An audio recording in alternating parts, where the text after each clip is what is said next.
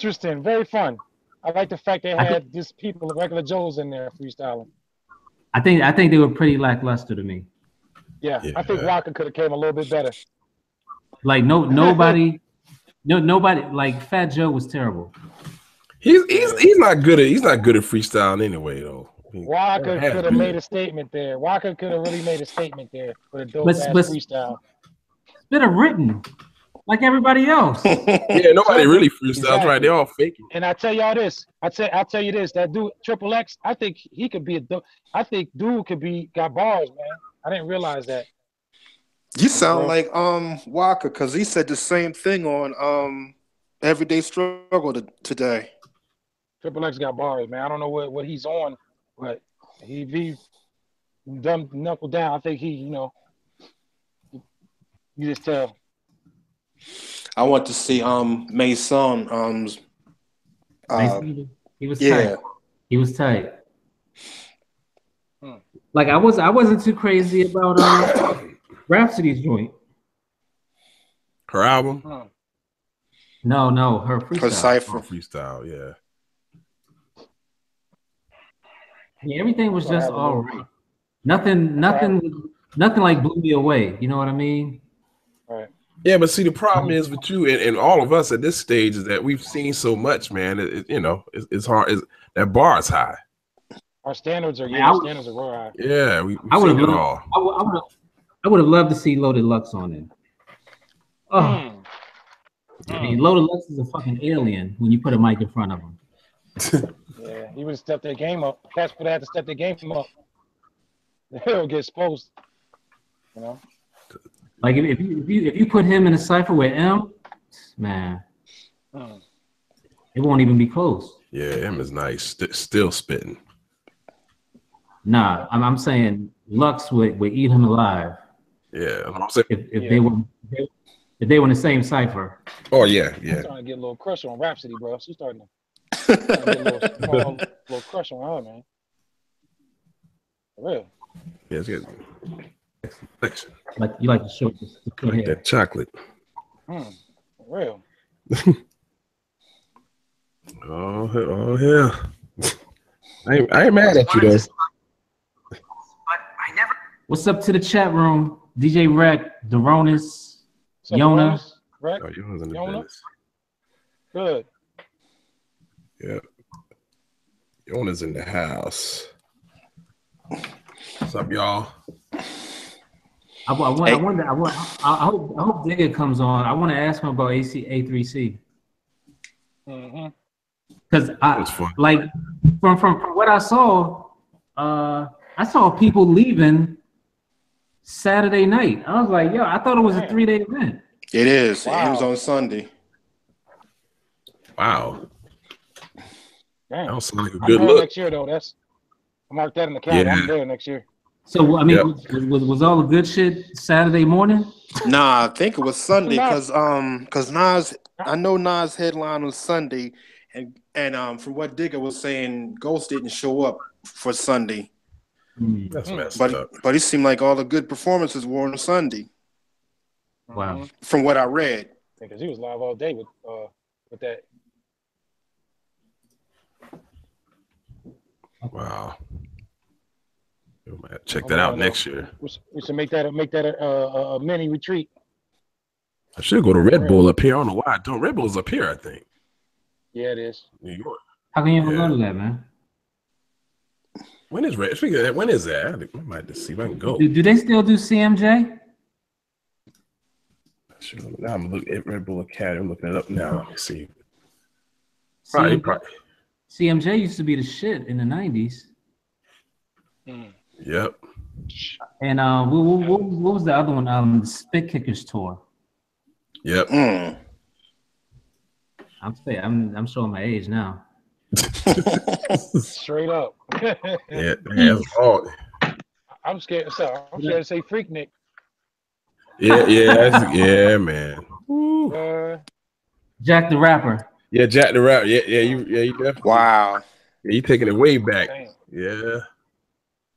It used to be a joint in Puerto Rico that called what was the name of that? How Can I Be Down? That, and it used to be something called Mixed Summit. Right. Heard of that? Damn. Yeah, all these hip hop functions have come and gone. Yeah, I see y'all get something cracking in the DMV area, man. For real. Yeah, y'all got a big group down there, man. Y'all can make it happen. You turn out too, automatically. Yeah, I road trip that.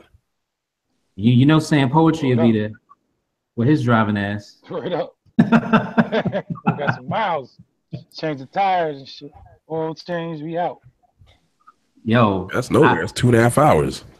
I honestly didn't realize saying poetry had lyrics like that. Oh, Duke is spit. Like, I really looked at him differently after the last weekend.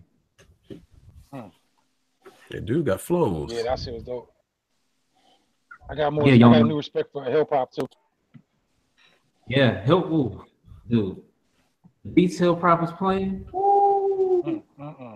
Hey, I just now getting really. That dude always been dope. Yeah, I know him from YouTube before I ever met him or anything. But yeah. Oh yeah, no doubt. I'm following hip hop for a while. But all y'all like that, yeah. I knew you from YouTube. You know, different setting. You in a public setting. You're not just in your confinement of your house. You out and about, and like people handle themselves differently. When I think with that, when you doing live stuff, opposed to at the house or wherever in the studio and shit. So I think that's we brought it. He brought it when y'all did the showcase. You know what I mean? Yeah. Straight up. Yep. What Wallace said, man. Yep. Wallace, get back on when you get a chance. I gotta ask you something. There's Dav. Oh. Hello. Can y'all hear me? Hey, Gadget, what you think about Belly? He can spit. I don't like his music, but the cipher was good. Ooh, Fred the Good Son.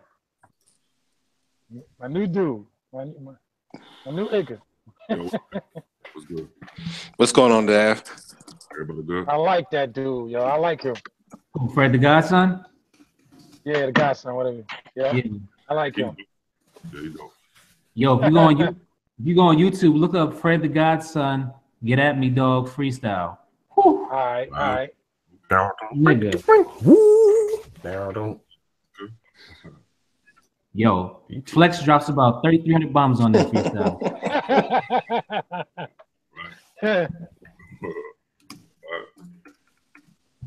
Yeah, turn your mic up, bro. Can y'all hear me now? Yeah. Yeah. What's happening, bro? What's up, y'all? Oh, man. WGZ in the nighttime with Dav. But you ain't talking stats. Wait, got the voiceover voice, man, with the smooth jazz tunes. Seriously though, you ought to pursue some voiceover work, man, with your voice, man. I was on the radio for a minute, man. Yeah. At night. Yep. You know what I'm saying? There you go. There it is. The Quiet Storm. That's like Melvin Lindsay, rest in peace. So you really had the hookah album out and the hookah hour going on? for real. Melvin Lindsay. Yeah. How did he get caught up anyway, man? Who? What do you mean? Melvin Lindsay. He got caught up with the acronym. He took him out. He was out there like that. I think that was a blood transfusion, though. Oh, okay. See, that was all. Yeah. He didn't strike me as the type. That's why I'm like, you don't see like he was wilding. Like, some of them cats was wilding. You kind of know why, but. Gio, you good out there? You need mushrooms. I mean, you need marshmallows. I'm good. What's up, everybody? All right. What up, man? What up, y'all? RTO.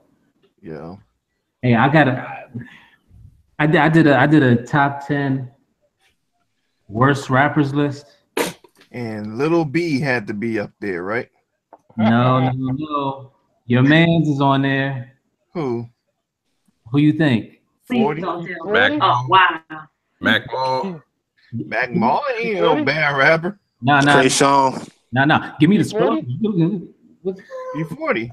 E40 made it? Wow. No, I hate E40 with a passion. Damn. I thought he could flow a little bit, but yeah, but the style can be irritating, I admit. You gotta be from Oakland to really like E40. It ain't not just Oakland, that's just a Bay period. But I mean, I would love to I was saying he ain't rapping too fast, y'all just listening too slow. Hey, Gadget, I would like to do something on that, man, with your blessing, bro. I think that'll be dope. What's your worst rapper list? Oh man. Yeah. Word up. Yeah, you need to do that on your show.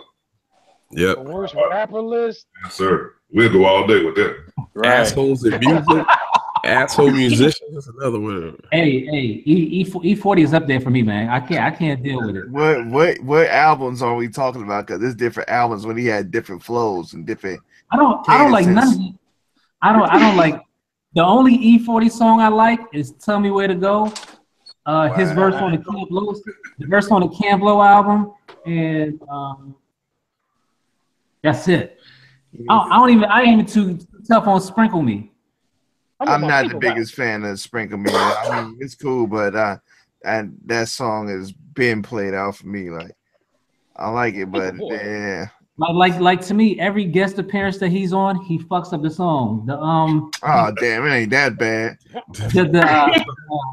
I got 500 remix. Oh, I hate when his verse. Oh, he the Birdman and Swiss Beats. You take away my Victor Bear and you be violating my skillful rights. You say you remind me of Swiss Beats? Man, you tripping, Gadget. Gadget out here trolling from the get-go. Wow. I respect his hustle, but I do not like his flow at all. You gotta listen if you want it like the regular when he's not trying to fit hella words into one bar or whatever. If you listen to the Element of Surprise album, it was more just grimy. Well, that's my favorite album, but I think if you listen to that one, you will hear regular 40s spit. Like, cause he has different shits. Like he gets to the point where he be rapping hella fast and it kind of seems like it's just a run on bar or whatever. But I mean, it's a fucking acquired taste. That's for damn sure. Mine. Good way to look at it. I mean, I've been raised on it, so it ain't nothing to me. But I don't, like I said before, I haven't really listened to none of the new shit. Like the last album that I bought from 40 was the They Tell Me When to Go album, Get a Report Card or whatnot. Whatever happened to the other dude on Tell Me Where to Go? Keep the Sneak. Yeah. He he was recently shot not too long ago. Damn. And I think I expect he's cool. Ain't no one said that he passed, so that'd be major. Like just the fact that he got shot, that shit was all on the news. Yeah. But Keek's he's still doing his thing. He's still making records or whatnot. I saw what's the dude? He live in Atlanta now, but he's from Oakland. What, Too Short? No, he got shot in Atlanta. Damn, what the fuck is his name? I think he was on Def Jam at one time. Def Jam? He was on Def Jam West, I think. I could be wrong. Yuck been in L.A. J.O. Felony? J.O. Felony. Okay, nah, that's San Diego. He's San Diego. Oh, okay. We gonna smoke a dip, all of it, not a little bit. He's the one who discovered game, right? I don't remember. Cause I didn't really cause I know Game been fucking with like hella Bay artists before Game really blew up. He was fucking with JT the Bigger Figure and all that cats. There you go, JT the Bigger Figure. That's who. Damn, you took it way back. Damn. Yeah. Wow. He got shot. What? Hold up. No. J.O. Felony was on Def Jam. I was getting my J.O.'s mixed up. So you saying JT got shot? Yeah. In Atlanta? I have not heard of this. He got his own YouTube channel where he make ghetto, like hour-long ghetto classics. you got to watch it. He be getting his little film on. Yeah, that man he dipped he dabble in a lot of things, ain't even just music. He be doing all kind of shit. But yeah, hold on, let me find that now. Yo, Wu-Tang came out with something today. Yeah. I think the Redman song is probably the best song on it. Oh really? Oh Lord, it's not good. It's not good. Yeah. Oh, if you gotta do that, then it's trouble already. Is that bad? I didn't even know there's something coming out. Oh, that's crazy. And Camp Lowe's is worse. What? Wait, Camp Lowe got a project. I heard that Camp Lowe project. They've done pretty well over the years. So the Camp Lowe project is not cool? Right on. Damn. I was looking forward to hearing that. The powers that be muted Gadget's ass. Burst the bubble like crazy. Someone muted him? Well, you muted him? No, he's not muted. He got muted by the powers that be. He's there. He said by the powers that be. I thought Ski Beast was like behind it. Like, wasn't Ski Beast behind this whole Camp Lowe thing? Yeah, he did most of the tracks and Beats by Neff did the beat. And it's not good? Really? Yeah, I'm surprised. You like it for real? They've been pretty consistent over the years, dropping some good shit.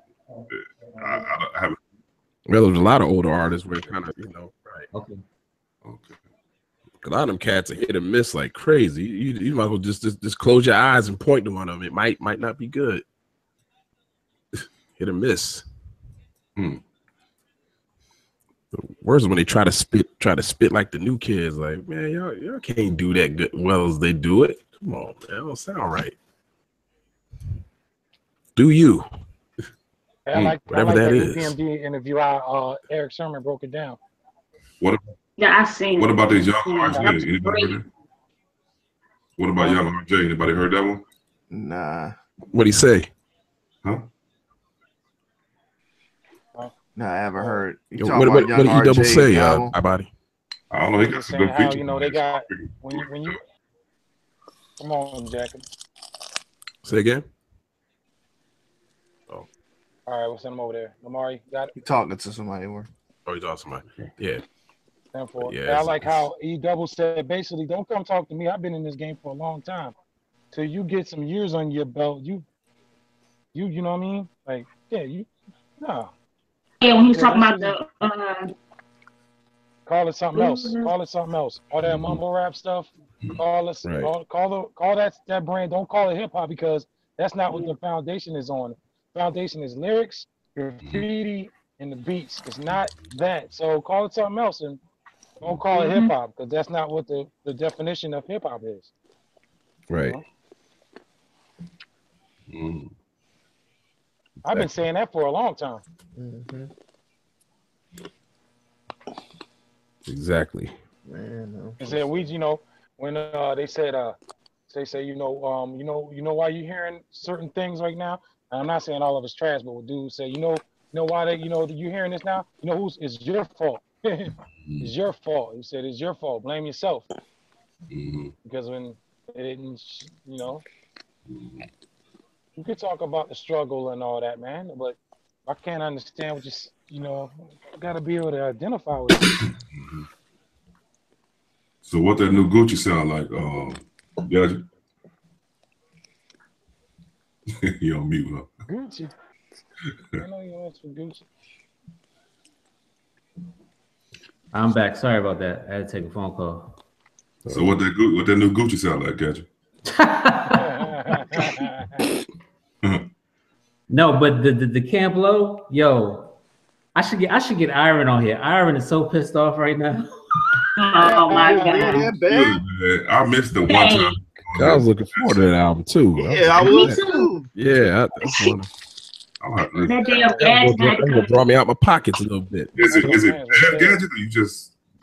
No, it's bad. It's called the Together Brothers. It should be called the Trash Brothers. No, it's called the Get Down Brothers. Yeah, the Get Down Brothers. Yeah, what's the sound like? Are they trying to be something else or? The beat. It sounds like they trying to rap over Transatlantic Express. Oh man. No, don't say They that. they had when they was on Sway, they had played a song off the new album, and the dude called up was like, I don't know what y'all doing, but that shit is trash. What? Damn. I got the, Ouch. man, don't say that, man. I'm a Campo fan, bro. I'm saying, yeah, I was looking forward to getting the album, man. Yeah. Damn. I mean, it's not like they done it completely. They just kind of went different on this album. Yeah. They got the electric Guess we gotta circus. wait for it to the new. Guess we gotta wait for the clips now. The clips going to release something. But the Wu-Tang, what's wrong with the Wu-Tang, Gadget? They got the electric circus on. Yeah. The Wu was bad too, Gadget? I'll let you listen to it for yourself, man. Okay. Oh, no. Okay. Wow. I think the tone in his voice lets you know. No, right there. It's hardening, bro. The problem is that identity crisis guys on. Just do you, whatever that is now. I mean, Hey, the Campbell album sounds like well, you know what? I'll put it like this. If you like the Common album with the Electric Circus. as I said again, the electric circus on. No. Universal Mind Control. Mind Control. You'll like Camp Lowe's album if you like that album. Oh no, I know just what you're talking about. Different doesn't necessarily mean dope. I mean, I don't know why people think that. Mad arpeggiators and shit. Way to let them speak. I like that song though. I like that song. Actually, It goes right off for a whole album. Yeah, it don't need to be the whole album, but Hey man, in terms of it being different, just put the note repeat on. And I like Common too, man. That's one of my favorite MCs. You know what I'm saying? So what's up with the Victor Oladipo? You got an EP, you got an album out? Okay. what? Yeah, he's supposed to sing or something. Yeah, What? Oladipo. That album out? Yeah, Hoosier, man. I got to rock with him. I'm gonna see what it sounds like. Well, he played for the Hoosier. I know he's from Maryland, but What are you talking about? Wait a minute, hold up. Victor Oladipo. Wait, The ball player, the ball player. I know you talking about, but this motherfucker got an album. I didn't hear. I didn't In the hear. R&B section. He's Victor Oladipo, or Victor Oladipo, whatever his name is. Who the hell is that? Dude played for he played for OKC. He from Maryland. Yeah. Basketball player. He played for OKC for a second. Oh. Yeah. He got traded. Is he a full-time rapper now? Huh? Is he a full-time rapper? Because I don't think he's playing ball no more. He's a singer. He sings. It's on the R&B. He sings. Oh wow. Shit, I had no clue. You ain't seen him on the Breakfast Club? I never knew. They had him sing live. I was like, oh Wow. Hope it don't sound like bad from what I understand, but hope it don't sound like Carl Lewis. I'm curious to hear what this Damian Lillard album sound like. speaking of which, Yeah, I'll listen. Dame got flows though a little bit. Hey, a little bit. The man got flow. Yeah, Dame can flow. Dang nice. Yeah, That's all I'm like. I'm curious to hear what this album's doing. yeah, they hope it don't go out like Carl Lewis. That was funny as hell. Yeah, look up Carl Lewis. It Star Spangled Banner. don't even do that to yourself. Don't even look at that shit, y'all. Right. Ooh, that shit funny as shit. You gotta do it. If you want a good laugh, do it. And while you not looking at that, don't look up Music Soul Child National Anthem at the Sixers game. No. Oh, was it bad? Was it Charlotte? Because Michael Jordan was pissed off, I heard. Was it bad? But music can sing. How you mess it up? I don't know. Yo. His new joint is dope, though. You try too hard or something. You know, sometimes they try too hard, man. All right, crap. Just sing it, man. Just sing the anthem, yeah. It's like, Yeah, just sing Like it. no. Everybody tries to outdo Marvin. right. Yeah, they gonna do it. Try to make it too gospel. Just sing it, man. Let Marvin do his thing. You know the weird thing about it, I'll say it. The best ones tend to be the military dudes that just sing it regular. You know, they don't try to go too.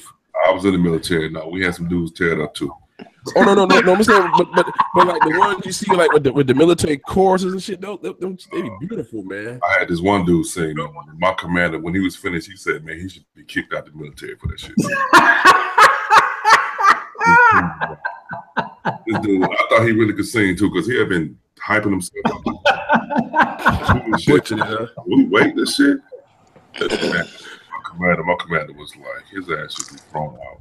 She should get an Article 15 for that shit.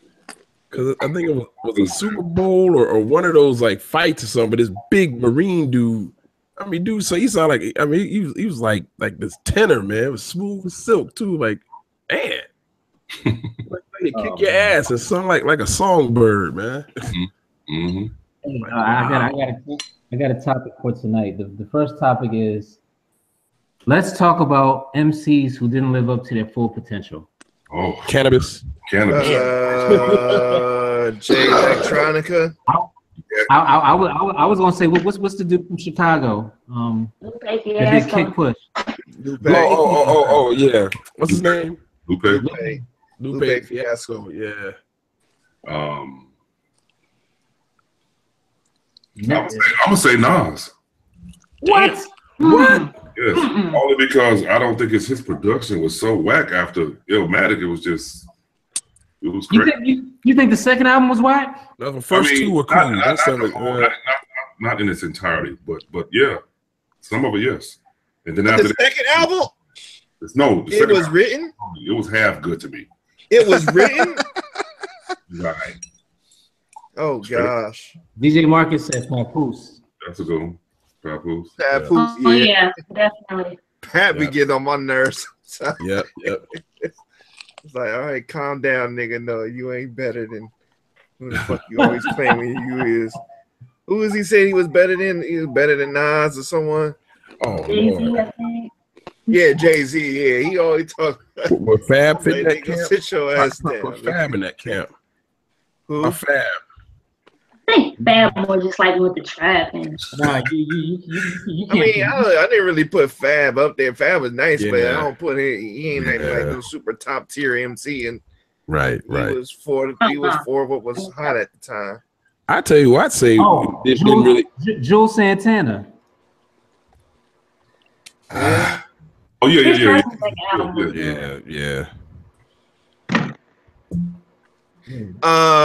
It's like Raz. You know what? He wasn't even supposed to be all that dope though.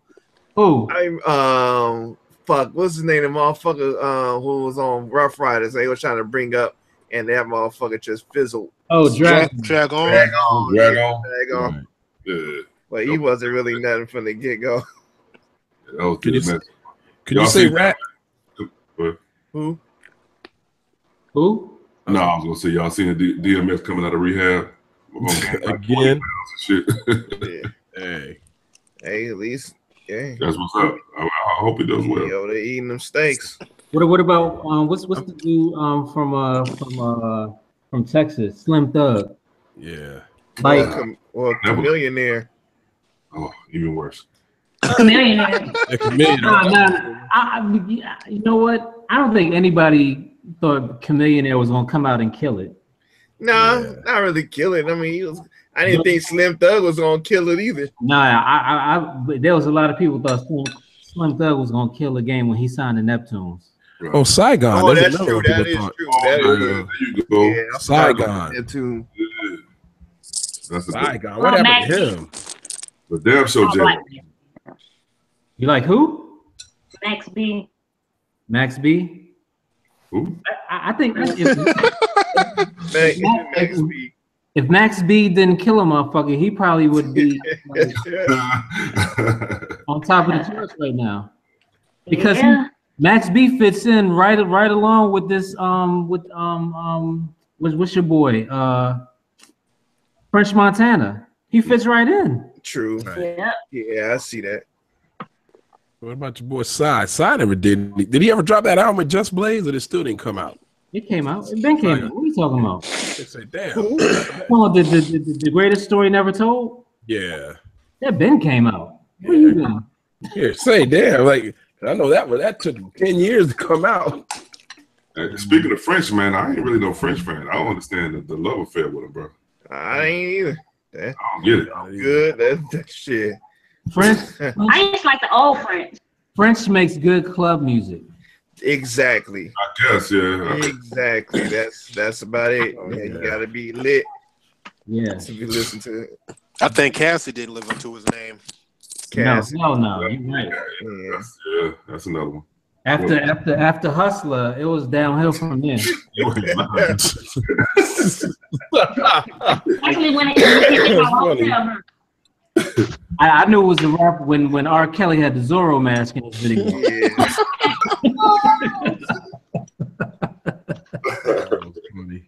When that was that the first single? Hotel? That wasn't his first single. Holiday Inn? Hustler was the first single, right? I think so. Hustler was, yeah. And then he had the song with Mashonda, which I actually like. Gets No Better. Yeah, I like that one too. Man. Yeah. Oh. Wow. Whole cast. Y'all gonna stop talking about Philly like that? Hey. What about Beanie Siegel? Well, we know what happened. I mean, yeah. That, legal issues. Well, yeah, legal issues and then other shit. Oh, here you go. Lloyd Banks. Yeah. Well, shit, if you go in there, might as well say Tony Yayo. Nah, Lloyd had better flow than Tony, though. Who was actually looking forward for a Tony Yayo album, though? Not me. I know I wasn't, but I did got that Lloyd Banks album when it came out. I'm gonna tell you another one, man. One of y'all Philly cats. Oh, here we go with this shit.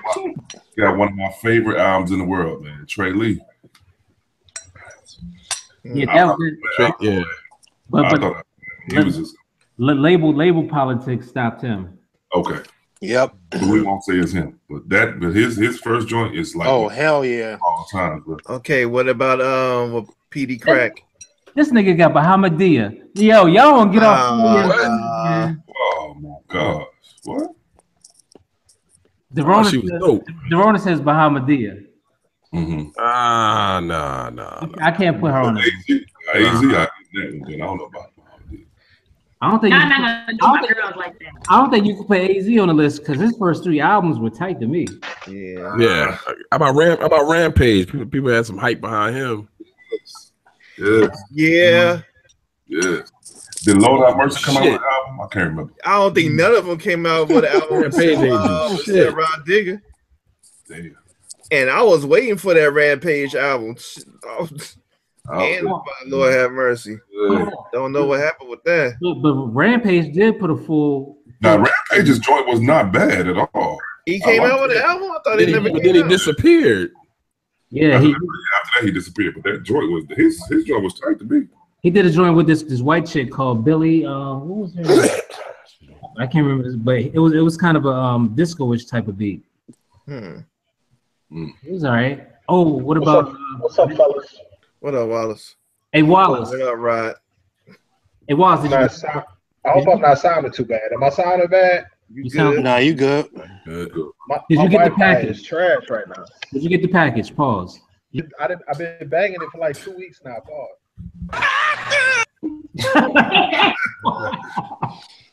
Wow. Thank you. So much. Straight up, I've been rocking it to work and everything. I'm like, people are asking about it. I'm telling them where to go. That's what's up. Tell me when to go. That's funny. Oh my God. So Wallace, we're talking about MCs that didn't make it to their full potential. MCs that didn't make it to their full potential. What about Slum Village? Get on some Detroit. Oh, here we go. Here we go. I gotta get y'all to stop talking about Philly motherfuckers. Now who said Slum Village? That was he did. RTO. You know damn well. You good on your job. Mute that. But how about Raz though? Considering his skills, did he really make that big a dent like he should have? Who, Razcast? Yeah, because he's dope as hell. But just like, I don't know. That's a good one. All right, what about Chino XL? Yes. Yeah, there's another one. Yeah. Same thing.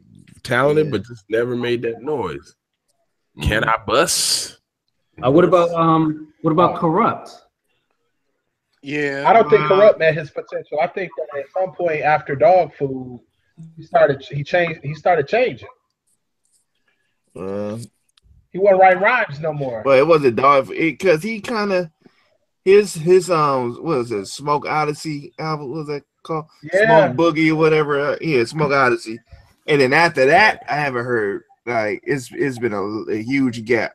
Then it was again from there. It was a Cali is Actor joint. Then after that, I ain't heard nothing. When he was on that mother, he was on some craziness. Mm-hmm. Well, you remember what happened. Old girl died, so you know that kind of messed him up mentally. Yeah, that's true. Y'all remember? What about Apache? I liked Apache, man. I thought he was dope, but didn't he die? Gangsta boogie. What's my gangsta? I need I want a gangsta. Yeah, I like he died. Yeah. Yeah. Man. Yeah, he passed. Who was the last person y'all mentioned? RCS? Huh? Who was the last person y'all had mentioned? Apache. No, the one before that. I said Razzcast. Oh, Razzcast. Okay. Well, Corrupt. Say Corrupt after that. Yeah. I would say Lil Malik from Illegal had the capacity to be a great soloist. Yeah. And did some great work. I mean, he had a great crossover joint with Monica.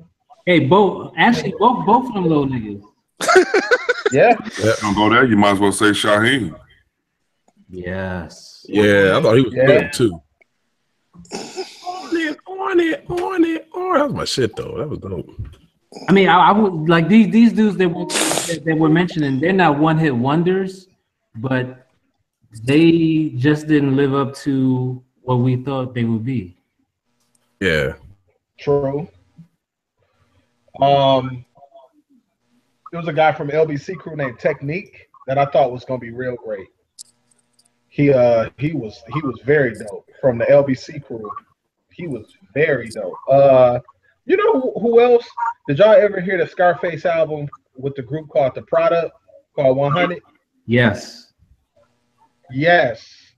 One of them dudes from there, his name is Malice. His name is Malice too, just like the dude from the Clips. I thought he was about to blow up from the South. You know who I never, speaking of Scarface, you know who I never got into? Zero. I never got into that. Me neither. I didn't understand what people saw in him, but I didn't really get into the whole Houston movement post rap a lot, like the Slim Thug and Trey the Truth and Zero. I like Trey. I do like Trey the Truth. I like his flow and his voice and everything, but I think if he like, I can take that back. I haven't heard albums in a minute, but some of the beats I heard was like, but I think Trey the Truth could be cool. Paul Wall is trash. With that, Power Wow, baby. I'm the people's shit. Devin had one of the best live shows I've ever seen. You know what I'm saying? I saw Devin the Dude at a small spot out here in Ann Arbor called Blind Pig. It was a fantastic show. It was very personal. Like, you know, that's the same place I saw Little Brother. And to me, that Little Brother concert was the best concert in terms of just a live ass show. It came out. The Little Brother show was right after the Minstrel show leaked to the internet. And it was like, I know y'all ain't heard that shit. I know y'all ain't heard that. And everybody was like, yeah, we done heard it. And they just absolutely, they killed it. DJ Marcus a fool. This nigga said, whatever happened to Jaquan though. Wow. That motherfucker stayed in the club and got tipsy. I thought Mike Geronimo would have been bigger than what he was. G-Dep, that's a good one. Yeah, G-Dep could flow, man. Special delivery's my shit. That dude, like, his album was trash. No, what? No, G-Dep's album was good. Out of the Ghetto? What? Out of the Ghetto was great. Oh, no. I'm sorry. I'm thinking the follow-up. The follow-up. There was no follow-up. You know, he did some stuff after that was, but he was on some other stuff that didn't. I think he was featured and stuff. But I know what I heard after that, what he did wasn't good. He went to jail though, right? Ooh, I got one. Yeah, he went to jail. I got one. That motherfucker Gorilla Black. No, I don't think anybody was looking forward to him. when he came out, everyone was like, "Oh, he sounded like Big." It wasn't about him lyrically. It was just about him sounding like Big. That's well, shit. If you go in there, you might as well add Sean to the list. True. Hey. Is Shine's first album a classic? No, nah. Probably that one single. I remember what the fuck his first album was. I just remember that one single. I like that single he had about the what's that, like Bonnie and Clyde. That beat was ill. He had the Jamaican joints. Yeah, that's what I remember. The Bad Boy.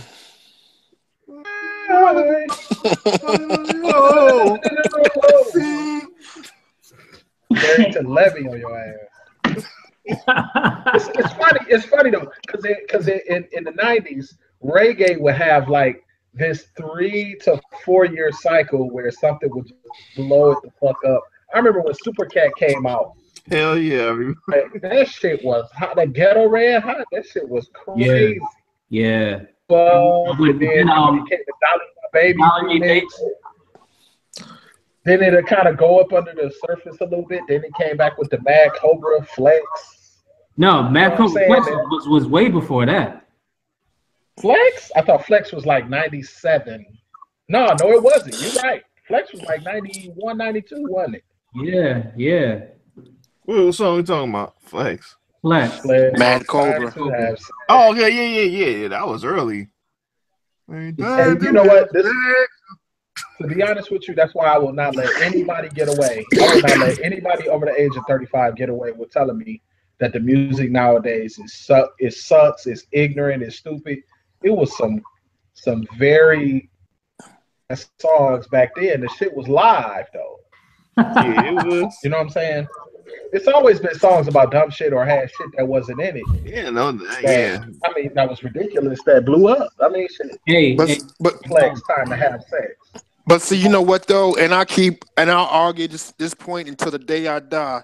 At least in the 90s, our shit wasn't just one side. Like we had so many different types of rap music in the 90s. Like the shit now, it's just like it's just bullshit. Radio right. But it's just like now the shit is one dimensional. I disagree. Okay. It's okay. Go ahead. You can go find. Now, what I will tell you is you probably have to dig a little bit deeper to find what you like. But we're not expected to like what the kids like. Like my daddy was, I mean, imagine you 40 years old and somebody turn on the radio and it's saying Flex Time to Have Sex. That shit is ridiculous as hell. But now that we so this shit ain't ridiculous that's out now? Yeah. I mean, yeah, a lot of it is, but that shit ain't for us. You can go and find what you want to listen to. Wu-Tang dropped a new album today. The highest selling albums right now is Kendrick Lamar, J. Cole, all people who talking about some shit. But what I'm saying is,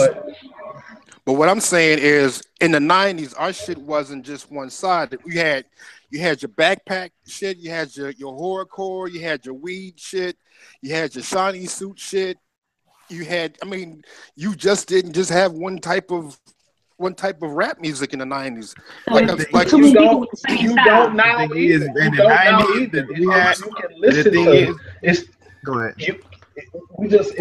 You don't have that now either. It's just that we have access to everything. So of course it's gonna be more motherfuckers making the shit that 17 and 18-year-old motherfuckers make. Right. It's just nowadays the shit that the bullshit is just what's been played on the radio. Back in the 90s, everything was played on the radio. So nowadays you just gotta go and search for the shit. That's lies. In the 90s, what was on the radio? What was on the radio up here? Won't There It Is. No, Young MC, Bust a Move. Now what I will we tell had you bullshit is, on the radio, but we had other shit on the radio too. Right. Like what? Just like regular what? Like all this shit that we were mentioning is stuff that I done heard on the radio, all the Wu-Tang stuff and everything. And all that. Along with Java Ranks and all this shit too. E40. Like remember weed, that kind of stuff has come on there sometime. That shit wasn't on the radio. I'm sorry, that wasn't on the radio. A lot of this shit like fucking like If I Rule the World, that was on the radio out here. Wait, Man, that's wow. one, on the box just too. like Logic song about suicide is on the radio too right now. Wallace, you said I what? don't know because I don't listen to the radio, but Wallace, you said what wasn't played on the radio? Motherfuckers weren't listening to Wu-Tang on the radio unless it was Ice Cream. Are you crazy? That's how I knew about Triumph always played on the radio. Triumph was on there forever. Rotation though. Hell yeah. Yeah, Triumph. Remember we? Kame nigga was Kame on the radio. The song with OD. Yeah. What's the name? Kame was not on the radio. It was in Philly. Now I'm gonna tell you, Brooklyn Zoo was on the radio. Yeah. Brooklyn Zoo was on the radio. Yeah, that was on the radio. But at the same time, it was Wu-Tang on the radio. Like I didn't have to go and find that. Like I was brought that was given to me to hear. Gotta try me. You try. Like, if it wasn't on the radio, then it was on the box. But either way, it was something for me to listen to. Brotherhood Creed, Helluva wasn't on the radio. College Boys, Hollywood Paradox wasn't on the radio. Well, you said Helluva. But he's saying you talking about that Helluva song? You talking about the Helluva Girl song? You talking about? That was on the radio. Hey, that was on the radio. Yes, that song wasn't on the radio, but it was heavy on the box. No, that shit was on the radio out here. I heard that on the radio before the box. No, it was on the box heavy here. Yeah. He's different. Y'all got problems, man. Stupid. Wu-Tang was on the radio. What am I listening to? Goddamn Wu-Tang on the radio. Ice Cream. That's about it. Hey, Wallace, you forget we were. Well, I can't speak for everybody, but I grew up on the East Coast, so yeah. Nah, bro. That's what I was playing. See, Who got the props? All that was on the radio, man. In the city. That Who Got the Props was on the fucking radio out here. Was it? Yes. Was it? That was on the radio out here. Yes, it was. Over here was. Hey, Wallace, you know Bay Area radio. You know Rick Chase was playing that shit like a motherfucker. Oh yeah, okay, I can give you that. I can give you that. Over here was Hey, Wallace, METHOD, man. Yeah, that was on the radio. Yes, that was on the radio. That shit wasn't on the radio. That shit was on video. It was on BET. It was on Rap City. No, that was on the radio. Check the Rhyme. Got radio. That was on tour. Right. Yeah. I think they would have got radio played back then. I heard Hot Sex on the Platter on the radio. I heard Gangstar was regulars on the radio.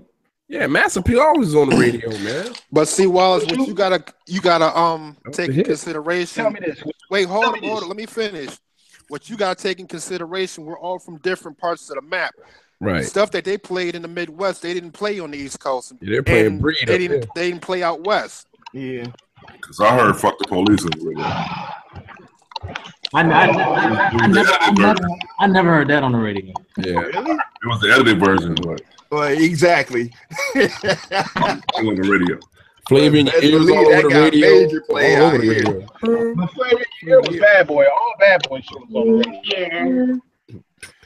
Shit, 2-4 had beef with the radio because there were certain songs they wouldn't play up short on the radio, and at that time, KML used to fuck with local artists, and Short got mad because oh boy, fucking Well, let me say this. Here's a discussion. What records came out in the 90s that if it came out now, motherfuckers would be losing sponsorships, motherfuckers would be losing relationships, motherfuckers would be getting picketed. Think about that. NWA. Yeah. Ain't nothing but a word to me by Ice Cube. Yeah. When he said, I F you to death and then I dumped the body, man. Keep the hairs ringing. The LBTQ community would get him on that one. Drake. They be on his neck. Punks jump up to get beat down. Keep your bells. No, because that's still violence between black people, so that's not a problem for them. No. There was a verse in there When Sadat X did mention, freak flag. Oh, shit. Slow, fuck up a faggot. Yeah. So you couldn't say that. Yeah, they get you today. What about when Q, and I know it caused a problem, but what about when Q dropped that, get rid of that devil real simple. Put a bullet in his temple. In his motherfucking temple. You can't have a white Jew telling you what this man, just because he said the word Jew. Oh, no Vaseline. It would have been raps. No more Are We There Yet for him? Yo, Drew, go and kill a cop. You couldn't play that. That's why he had the title. I don't know. GKAC. I don't know about y'all radio, but K-Meow had this Friday thing when they play all old school. This is like around 07, 08 with Chewy Gomez and whoever his name was, but they go play everything we just mentioned. They playing it.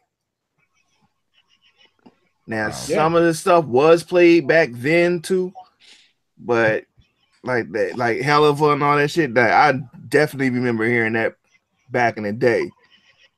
That was a joint. You mixing it up with that one joint. Look away, everything's fly. You mixing it up with that.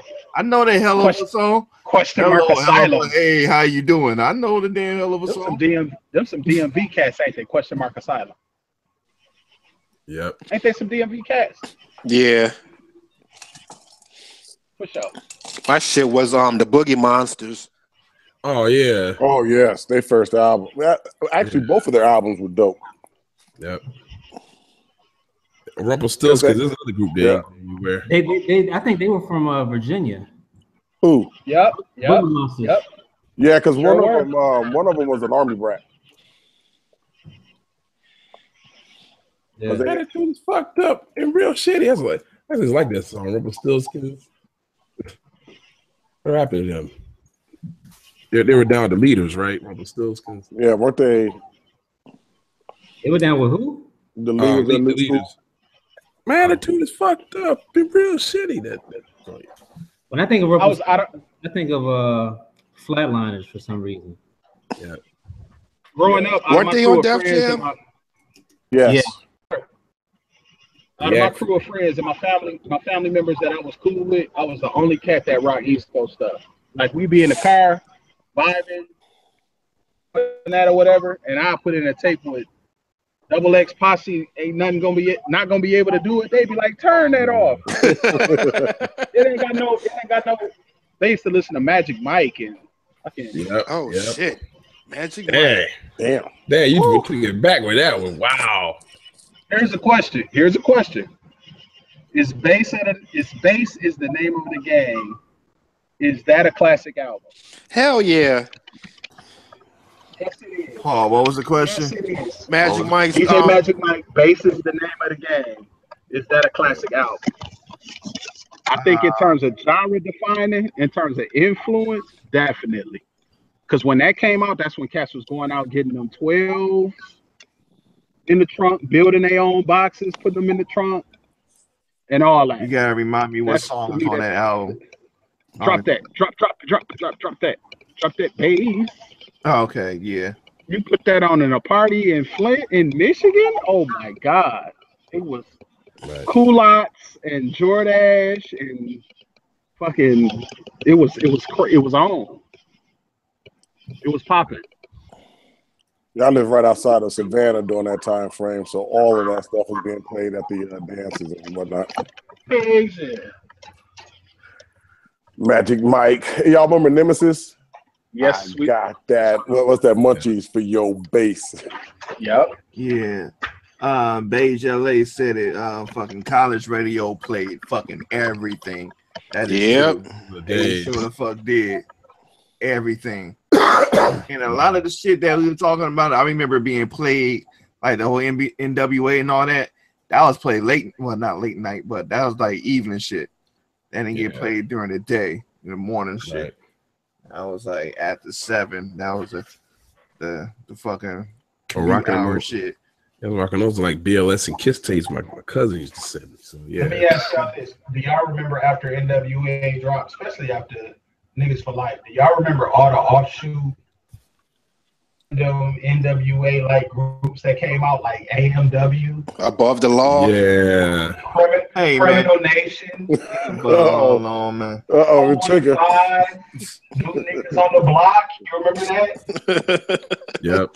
Just random and just terrible. Yeah. Above the Law wasn't no bootleg NWA. Nah, Well, I wouldn't say about the law. I wouldn't say bootleg, but they was an Brothers offshoot. Lynch and them. Like, man. Yeah, man. I remember all that, man. I had a tape store, Nick's Records and Tapes. If anybody in the chat from Flint or whatever. Motherfucker. Southside, and I used to deliver papers, and every Friday when I went collecting, after I finished collecting from my paper route, my pops was taking me straight to the record store, and I was buying 2 tapes at a time, 3 tapes. Me and my cousin would never buy the same thing, so we had everything that came out, everything. Professor Griff, Terminator X in the Valley of the GB. Oh, hell yeah. Yeah. Willie Ran that tape to death. Like Terminator X. Convicts, Bone Hard, Motherfucking X-Clan. X-Clan. I remember my mama took me to get X-Clan Exodus after we left church. Man, fuck, X-Clan was dope though, man. Hell yeah. That shit was dope as fuck. Van Glorious. This is protected by the red, the black, and the green. With the key. Sissy.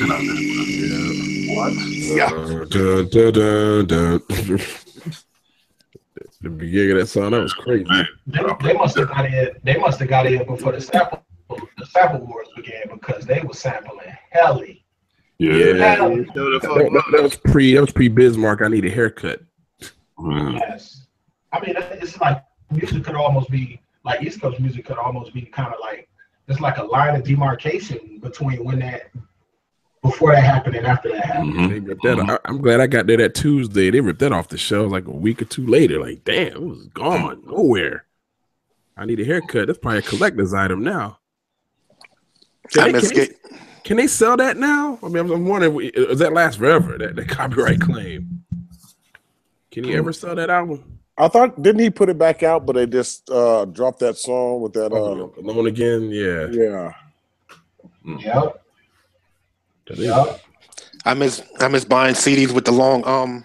The long box, the cardboard, I miss records. Yep. I miss the album rollout process that they used to have. Yeah. The first time you might see something in the source, and they might even have posted it like in the fat tape or whatever, and you haven't heard it. And then you will see the video for it and be like, oh man. Yep. That's how I came into contact with Cash Money. Okay. Because you remember back then it was No Limit, and everyone from after that was doing pen and pixel joints, and their logos was like saying like Hypnotized Minds, all that shit kind of had the logos or whatnot looking the same, because it was all pen and pixel. And then I see this Cash Money joint. I'm like, okay, I don't know who the fuck Cash Money is, but they all in the back of the stores. Then motherfucking 2 years later, it's Juvenile out with 400 Degrees on the box with the high video or whatnot. So after that shit blew the fuck up in Oakland. I know that for a fact.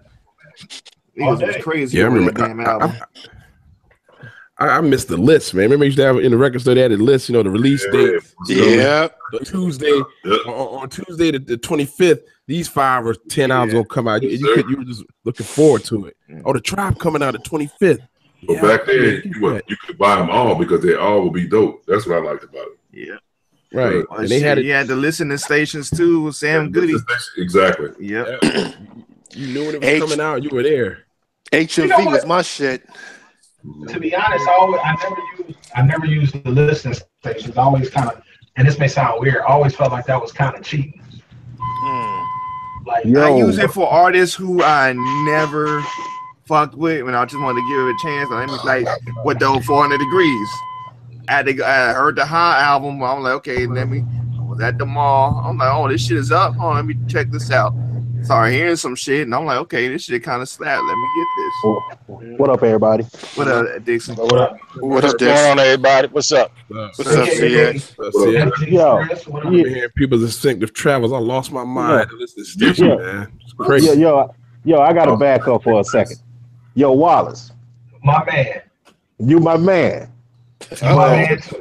In Alabama, I heard Lucchini on the radio and went and bought that album the same day.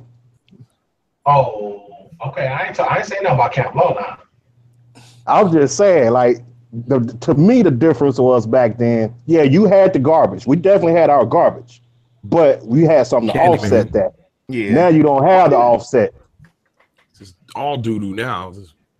Yeah. All the same song. What I will say is, even those rappers who have food for thought, or they have creative ideas and stuff, they still have to drive down that lane to get initial attention from substance, the broader scope, and that's not different. I mean, that's something that was. I mean, as people started to do it as hip hop became more commercially viable, I think a lot of people did that. And I don't mind trap music. It's just that that's all there is. It seems. Yeah, I don't want to hear the same fucking song every 10 minutes. The same beat, same rhythm. Like, dang, man. Like in '95, when we had this discussion in Chicago, Bone Thugs was on the radio. They didn't sound nothing like E40. E40 didn't sound nothing like Goody Mob. Goody Mob didn't sound nothing like The Roots. The Roots didn't sound nothing like Wu-Tang.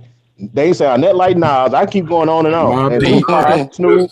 That's what I you know, the Dog Pound, they sounded different than other groups. Yeah, everybody had their own sound, and that's the problem. It's all one long song. Oh, buddy, even the R&B and hip hop sound alike to me right now. Even R&B is hip hop. And I hate that the most. The same sound. They use the same sound. I don't know. And I'm sick of that 808 snare. That's what I'm talking about. Same fucking snare. I get so upset when I see hip hop / R&B. I know, man. That bothers me so much. Ass rhythm. Right. Do it differently. Do something else. Like, R&B is its own lane, and it should be. Right. It used to be its own lane. Right. Now they got the trap hi, the what Wallace call them, the raindrop hi-hats. Biting some triplet joints, some triplet. Yeah. Who we had R&B being hip hop? Is that Trey Songz's fault? No. To be honest, for me, I mean, after the neo soul movement, R&B kind of was either you was pop or you was rap. But I think the person who really fucked it up for modern days, and I hate to say fucked it up, but fucked it up, is The Weeknd. To me, because I don't know. The Weeknd shit was on fire. That first Weeknd was on. I love his stuff. Hey, I love his music. I do. But all R&B started sounding like that. All R&B in that 6 years started sounding like that. House of Balloons came out in 2011. Like that soul trap. What you talking about? That soul trap, trap soul. What do they call it? So all right, go ahead, Dix. I was just gonna say, but the lines started getting blurred way before that, and we all love this man. He's arguably the greatest producer in our time. Oh shit! But the lines got blurred, started getting blurred with Teddy Riley back in the 80s. With who? Teddy. Yep. I'm not blaming Teddy because I love Teddy. Teddy's in my top 3 favorite producers of all time. But the whole, all right, this shit is boring. Let's speed this shit up. Let's get some bass, some kicks in this shit. I'm coming. So what do y'all think about Party Next Door, Tory Lanez, Bryson Tiller? I can listen to it. More than I can some of the trap music. I can put that on and be cool. Right. Is that because there's harmony involved or what? Probably. His melody, his harmony, is all that. Yeah. So then you got to go back a little bit further than Weeknd, and you can't deny the influence of 40 and Drake, because to me their biggest influence was that filter, that filter where they dropped the sample rate. That's in every trap song. As a person who uses this a lot in their own production, I'll tell you Drake and 40 brought back the pads. Nobody was using that again. People left the pads in the 80s. They brought back the pads. Yeah. I go back to the first song on So Far Gone. The original release of So Far Gone was a song called Lust for Life. And when I heard it come on and it had them deep atmospheric lush pads, and then it had that filter in it, and then he started singing on it, I was like, oh, this nigga's about to kill shit. He's about to crush it. Because the sound is unique. You know, he can rhyme. I already knew he could rhyme because I had heard Comeback Season, but this dude is singing, and the singing sound good as a good contrast to that filter sound. I was like, he about to kill shit. And now everybody is doing it. Everybody. I mean, just fighting is not. Let me ask you, did y'all discuss that? Did y'all happen to discuss that Wu-Tang album that came out? Yeah. Gadget said it wasn't that good, but he didn't elaborate. Oh Gadget said it was doodle, so I'm waiting to hear it. I haven't heard it yet. Here's the problem. The beats, and I said something. I said something to it on the Kali earlier. The problem is the production is suffering from modern engineering. Everything is real clean and crisp, and he tried to stay away from samples, so it's live instruments playing and stuff, but it just does not have the layers, if you will. Harmonic distortion. That gritty, gritty RZA sound. That SP1200 harmonic distortion. Right. Right. You listen to Iron Man, and the thing that made Iron Man a great album was obviously Ghostface's vocal performance, and where he is in the frequency is perfect for somebody rhyming. But other than that, the beats are so to the snares. The snares is so just like somebody hitting a stick on a tree or something. No. As opposed to now it's more. No, I'm saying I love that though. I love that. It's layered, real dirty and stuff. But this is real clean. It's real. It's like it's using minor scales and stuff, but it's still very bright and very. I'm like, this is terrible. It's terrible. 8 Diagrams was terrible to me, and I'm an early Wu-Tang fanatic, but 8 Diagrams was terrible. A Better Tomorrow was terrible. The Saga Continues is terrible. I mean, from a production standpoint, it's terrible. Wow, it's terrible. But my I mean, I'm cool. I'm gonna be honest. I'm a casual Wu-Tang fan, but I'm a bigger fan of like the Jizza Liquid Swords. Like that's like that's my shit, man. Yeah. I recently went and rebought that CD recently. Listen to the song, what's that called? Killer Hills 10304. Listen to that. That beat. That doom, doom, doom, doom, doom, doom, doom, doom. I mean, that breaks every rule when it comes to making beats in today's climate of music. And that shit is hard as hell. Yeah. I think the bigger, I guess the important question is, how do we break through this monotony of the same shit? Just do your shit. You know, I hate to say it like this, and this is probably a bad idea. I just don't listen to that bullshit. I just do whatever comes out of my damn head. You know, see, I used to be inspired by what I heard, but there's nothing to it. It's hard to find inspiring. And that's really why it sucks. I only listen to y'all now these days. I only listen to the crew because I get inspiration from the crew. Right. And that's good, but that's sad at the same time. Because other producers used to inspire me. I hear Peter or Psycho or somebody. Oh shit, let me go make some beats, man. Get all hype here. New Buckwild joint from DITC. I gotta make some beats. Nah, that trap shit don't inspire me to do nothing but yawn, man. I don't want to hear that, man. I had to make a trap beat recently for somebody. And the whole time I'm making it, I just felt so guilty. I was like, I can do this like half awake. It's like, it just, easy. You feel like it's too easy. Wow. They think it's the hottest shit since sliced bread, bro. That's what garbage. They don't understand. They think sampling is easy, man. It's not easy. What is it? I tell you, that damn shameless plug, but that Winter 88 joint was probably one of the hardest beats I ever had made. Chopping up all them different samples together. That was hard. That was a hard thing to do. Yeah.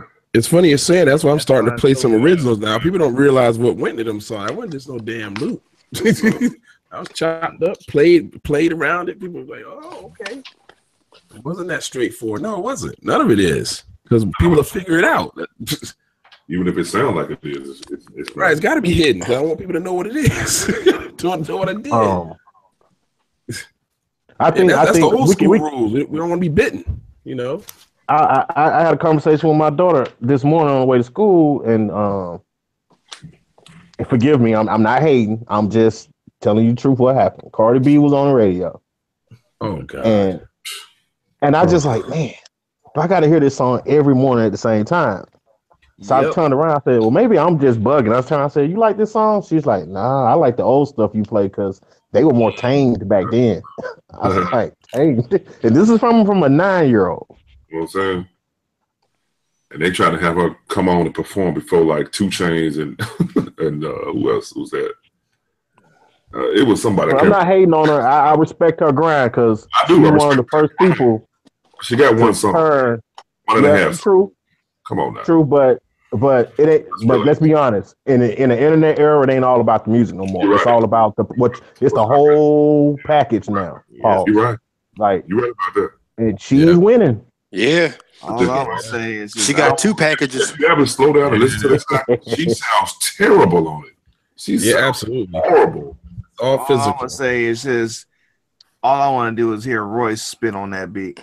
You know what I'm saying? But it will change your perception of that beat if you heard Royce spitting on it because it has. I already fuck with the beat anyway. I like the beat. That's what I'm saying. It's the beat. Royce, because to me, it's the flow. To the beat. It's the flow that kills it for me. Money, dude. It's like, come on, man. They sound like they're learning this deficient or disabled.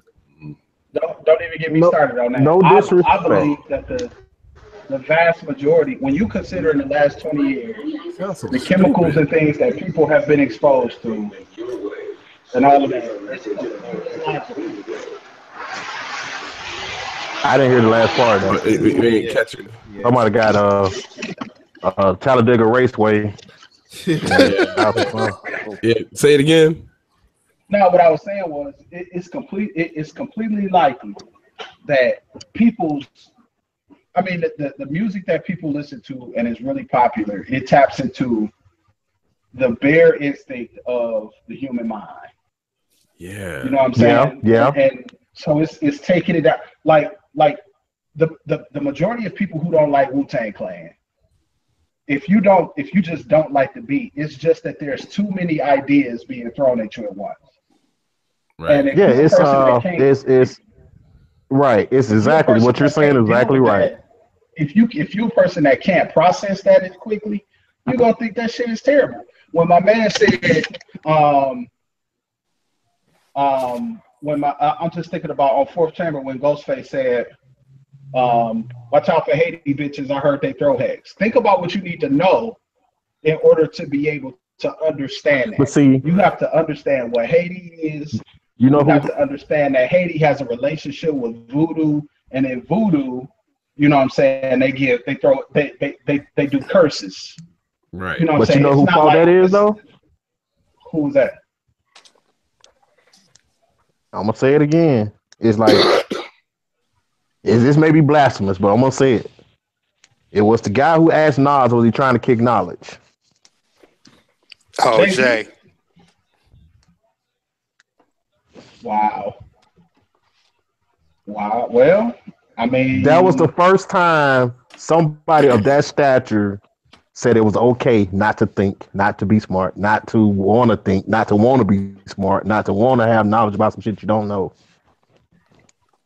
Yeah, that shit sound dumb. It's like they're learning deficient or just disabled mentally or yeah, man. I'm not putting it all on Jay-Z, but I'm just saying that was the first time I heard an artist at that level say something like that. But you know what's funny about that, Dixie? Jay's in one of his rhymes says something about he had to dumb down for his audience. Right. Yeah. True. Yeah. Because consider They're all doing that we slow-mo rap now. we have so many choices when it comes to our entertainment that if there's anything that requires, if there's anything like if I told one thing that me and my wife do, we have a tradition. November, December, January come around when it's getting to be Oscar season, and just because I be on the internet streets like that, we watch all of the movies that's getting a lot of Oscar recognition. Like I stream them in the house. And it's the vast majority of those movies. And I'm not saying just because they're majority white movies or this, that, and the third, but I am saying are not entertaining to breaking to appreciate it. You was breaking up, Wallace. Broke up. Last part. My bad. Hold on. Let me change my wireless network I'm on so I can lace these mother sucker shoes up. Not y'all. The listeners at large. Hate to admit this, but gotta love the internet. I got some cakes though. Yeah, so what I'm saying but anyway, back to the topic. we watch all the Oscar movies. We watch all the movies that's up for Oscars. And what you find is they real deep into story. They might not have a lot of action. It's really in the character development, this, that, and third. And the average motherfucker ain't got time for that because, you know what I'm saying, we are the ADHD generation. Because there's nothing that will hold somebody's attention other than paying attention. And that's the problem in schools too. Teachers can't do what they have to do because kids' attention is so affected by choice. They have so many choices. You know what I'm saying? I mean, we have to fight with kids. We have to fight with kids to get kids to stay off their phone. Fight. Oh man. Wow. Master students are like that, man. They won't just... They want to attend anything, but they didn't have no depth of knowledge, and then they get pissed off when they don't score well. Like, well, you didn't say shit. There's nothing here. Right. You regurgitate some crap, no analysis, nothing. You didn't go into it at all. Right. Because the thing about it is the acquisition of knowledge is different than the analysis of knowledge. And and it takes attention. Yeah, it's nothing for you to be able to find the information now. You can find the information. If I'm not going to ask you to just simply define a word, I want you to apply a word to a concept. And it's difficult for them to do that because they like, well, shit, the answer right there. The answer right there. So I automatically should get an A, but that's not, you know what I'm saying? That's not depth of knowledge. But on the flip side of that, and this is something I always think about. That's one thing I do all day. I'm just very nostalgic like that. I try to compare our experience versus, our kids' experience. Yeah, they have it easier in terms of accessing information, all that, but do they have it harder in the sense because it's so much information? Exactly. Like it's information overkill. And they don't know how to process it. They don't know how to sift it. They don't know how to filter it, right? Yeah. So too much everything's information relevant. can actually be deadly. Exactly. We were having this discussion at work today. Right. Think about it like this. Stifling, yeah. Just think about it like this. Think about the concept of porn. When we were kids, in order for you to see porn, you had to actively create some kind of covert process to be able to see porn. And it's so, the first time you see it or whatever, it's so mind-shockingly crazy that it's like, oh my God. Like you probably will never forget the first time that you came across porn. Nope. But our kids nowadays, they have access to not only porn, but every type of porn that exists. Right. Website, versus some tapes. Your buddy snuck one of the parents' tapes. That was the only way you saw them. Yeah, you found the stash. They had it on Betamax. Or Porno Magazine back in the day. Right. It's mind blowing. And the thing about it is,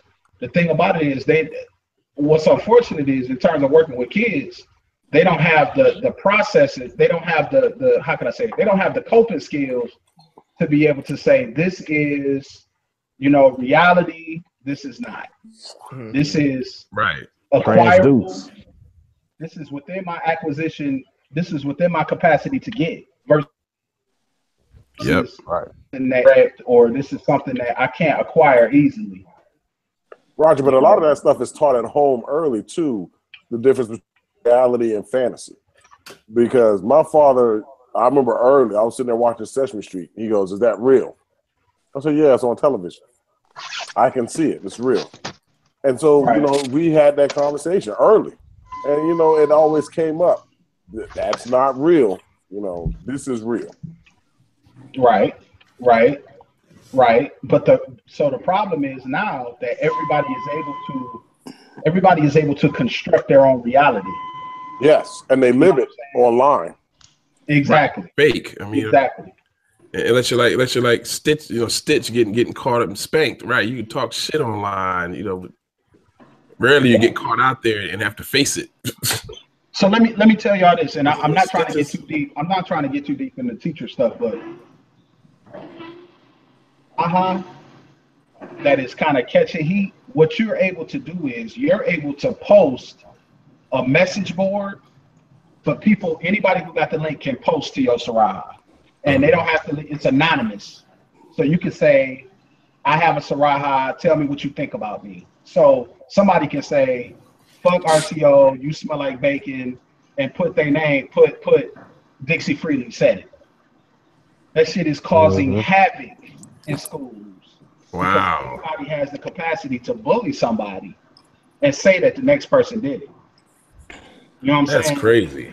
And people are getting paid off of this chaos that's being created. I mean, not only getting paid, but becoming rich, becoming billionaires off this chaos that's being created from this. That's crazy. So, I will always say, I will go to my grave saying that everything changed when social media took over. Yep. No doubt. Wallace. What up? What up, though? You don't know me no more? I love you, brother. I love you. I love you with all my heart. You still got one of my favorite albums of the year, but we ain't gonna talk about that because I'm waiting on volume 2. I know. I hear y'all laying down the analytics. That's why I talk there, man. I love hearing y'all talk, man. Y'all educators, man. You guys have a very pivotal, important role nurturing our children, man. Well, thank you. But they don't want to think, man. Appreciate it. We get it from you, though. Right. They do. Kids do not want to think anymore. Because this generation, I can only speak about what our generation was, and I don't think our generation was this hard-headed. Yeah. They can't benefit from experience. I mean, they can't learn vicariously through other people. You tell them something, they just can't process it. Like, no, you tell them, hey, you need to start early because blah, blah, blah, blah. I got a doctorate student right now who's on the job market who just defended her dissertation proposal. Like, how well you think you're going to do when you just learn what you're going to go talk about? Do you really think that's going to work? You just learn the material. You think you're going to be smooth presenting it? Well, there are people that when I was at this same stage, I've been running my research for 10 months. I knew it cold by the time I went out there to give job talks and stuff. You think you compete with somebody that's that deep in their information? And they look at you like you're stupid, like they can't process it. You're gonna get your ass spanked out there. You are not prepared relative to other people that have been on their grind longer, that prepared early. Didn't slap it together yesterday. Yeah, because they have no idea. Well, you gotta realize, y'all said it earlier, man. This the instant gratification generation. You know what I'm saying? Yeah. And that's not just with just life. I mean, you just take, for instance, you take some of these youngins now, they go even musically, they go get a program or something at Guitar Center, and they think they're gonna make hot beats off the top. Yeah. When we were growing up, we looked at that stuff as a gift, not something that you could acquire. Like, that was a gift. Right. If you could find somebody that had the stuff. Right. I know that was my case. Trying to find somebody that had the equipment. When we would be in the studio back then, like, certain dudes would be with us. Like, oh, I can make beats like CX, or I can rap like so-and-so that was there with us. They stayed in their place. They knew they didn't have that gift, so they didn't push it or think they had it. They just didn't do it. They did something else. Now, since everything has become so available to everybody, every Tom, Dick, and Harry think they can become a rapper or a producer. And that's just not just with music, that's with anything in life. Everybody can't be the Pretender. You remember the show The Pretender where he just read a book and he's all of a sudden he read a book on being a doctor and he become a doctor just like that. It don't work like that. Oh, there are a lot of frauds. I mean, I got them. I see them every day at school. They say they want to be in the field. They don't. First of all, they can't work independently. They need somebody to tell them what to do. They can't think. Like in this job, we don't have a boss telling us what to do. You just got to do your work. Man, I remember when I was in college. And you know, I went to school and got my IT degree, and you know, all my certifications and everything. And I remember being in school with people who would be like, I'm like, well, why are you taking IT? Because I heard there's good money in it. They used to be like, well, I don't really mess with computers. I'm only doing it because there's money in it. And I'm like, well, you ain't going to really learn everything. You know what I'm saying? You're just going to be here, you're going to be what we call paper service. A person that's good at taking tests. That's it. Right. You know? So I've seen it. You know? Yeah, their heart's not in it. That's like these doctoral students I teach. A lot of them don't even like research. Right. So why are you going to do this? This is a research degree. What do you think a PhD is? Right. We're not here to teach you to teach. You're here to learn how to do research. So why did you pick this? Well, I thought it'd be cool to be. It's like little children. I thought it'd be cool to be a fireman or a professor. It shit takes work. You know, and then they find out they get an awful placement and they be mad about that. Well, you didn't put your grind in. So yeah, you're gonna be at No Name Tech teaching 4 classes a semester for peanuts. Yeah. That's what you did. Right. Ain't no such thing as paying dues with this generation. Nah. Nope. Nah. Like I said, certain things in life is gifts. You know, certain things you cannot acquire. It's something that has to be in you. You know what I'm saying? Just like being an athlete. Okay, all right, I think I can have a 42-inch vertical. Nah, it don't work that way. That's not something I require.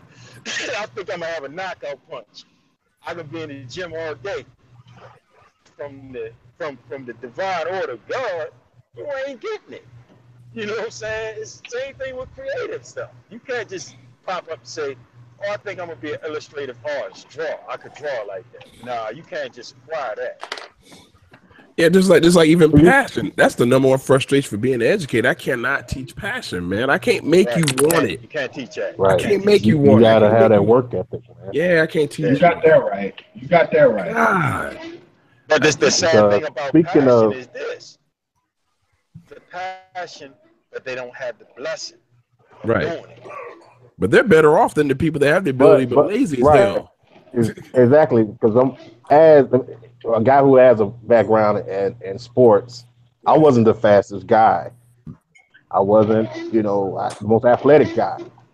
But I was the best guy on the field because I put that work in the summertime when everybody else is in the AC eating Twinkies. So you can't. I mean, there is something to be said for God-given talent, but if you bust your ass every day, there you go. Shorten that distance. Yep. Cause those cats are tripping. They didn't even think that highly. Man, I got my distinction done in 11 months. I worked every damn day. I came in every day and worked on the shit.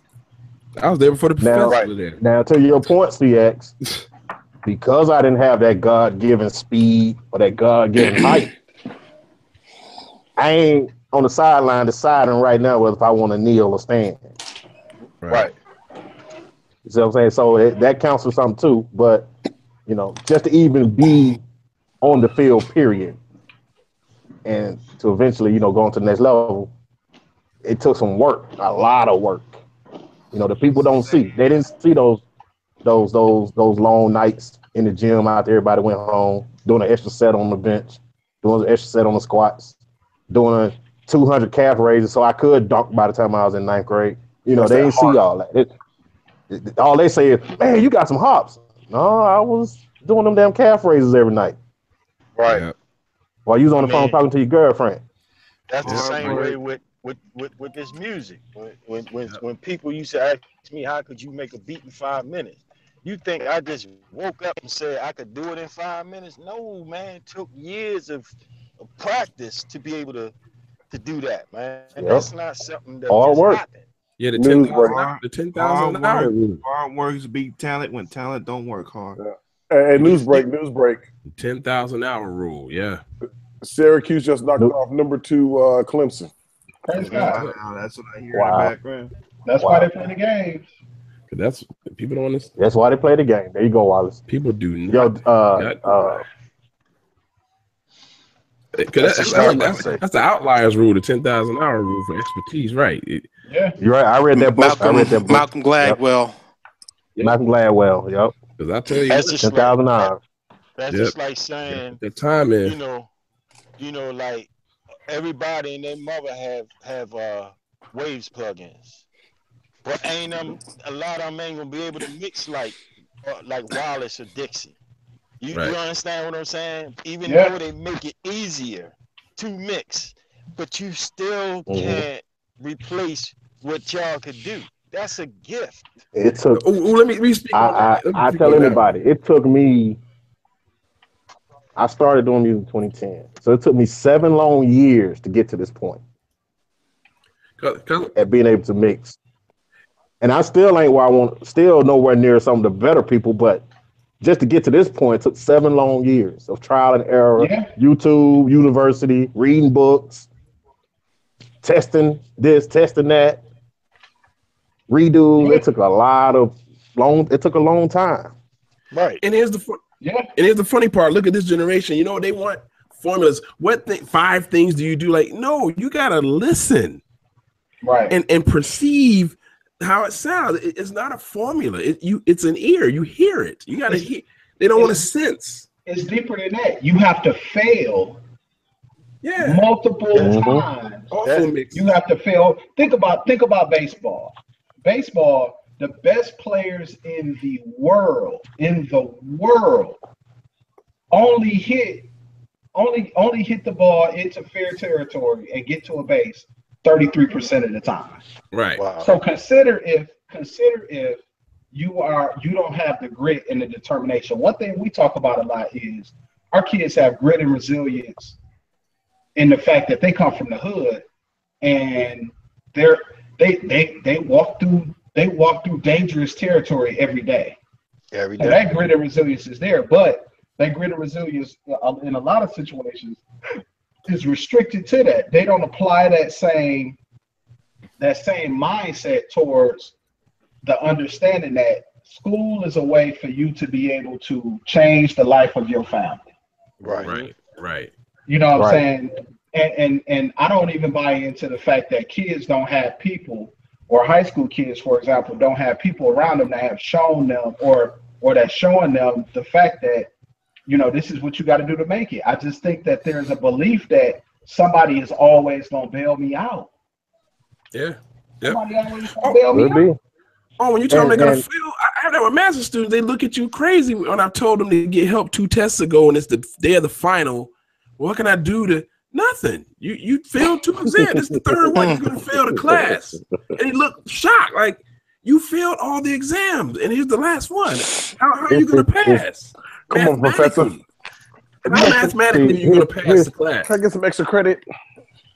No. So check it though. You said something important though. You said something very important, Wallace. And I thank God every day that I somehow realized this at an early age. I had people around me, family members. Some were self-employed hustlers, illegally and legally. Some were college graduates who had careers. Now, I could do either or I could be like some of my friends or some of the people I know at school that should be like, fuck school, I ain't going, fuck all that, But I realized quickly that in the game of capitalism, if you're going to play this game, if this is a game you're going to play, education is the best equalizer. Yep. Yes. Now, that's what my now that don't mean you can't have your hustle, because I still got my hustles, as y'all know. We all hustle still, but you can play both games. Yep. And I think that is lost. It is. Is whatever's the easiest. Oh no, I gotta do all that. No, I don't want it. I'm good. Right. The whole thing is Dixie, that you touched on it earlier. Working for Samsung, when I was a manager with Samsung, I used to see so many young dudes coming in. Hey man, how you do this with the phone? Man, the only thing I do is just call and this, that, and other. I'm like, you buy $1,000 phone and you don't know how to search the internet for this, that, and the other. So I'm doing classes showing people, because I was a manager and trainer for Samsung and a manager and trainer for Google. All I did was train people on all the products, all the software, everything. So I noticed about the younger generation that you touched upon it is a information overload on a technical standpoint. This generation is supposed to be the smartest one out of all of us. Because of the access. But yet they're bombarded with so much information that the name of the game is knowing how to filter information. Yep. Right. Filter information. I'll say this.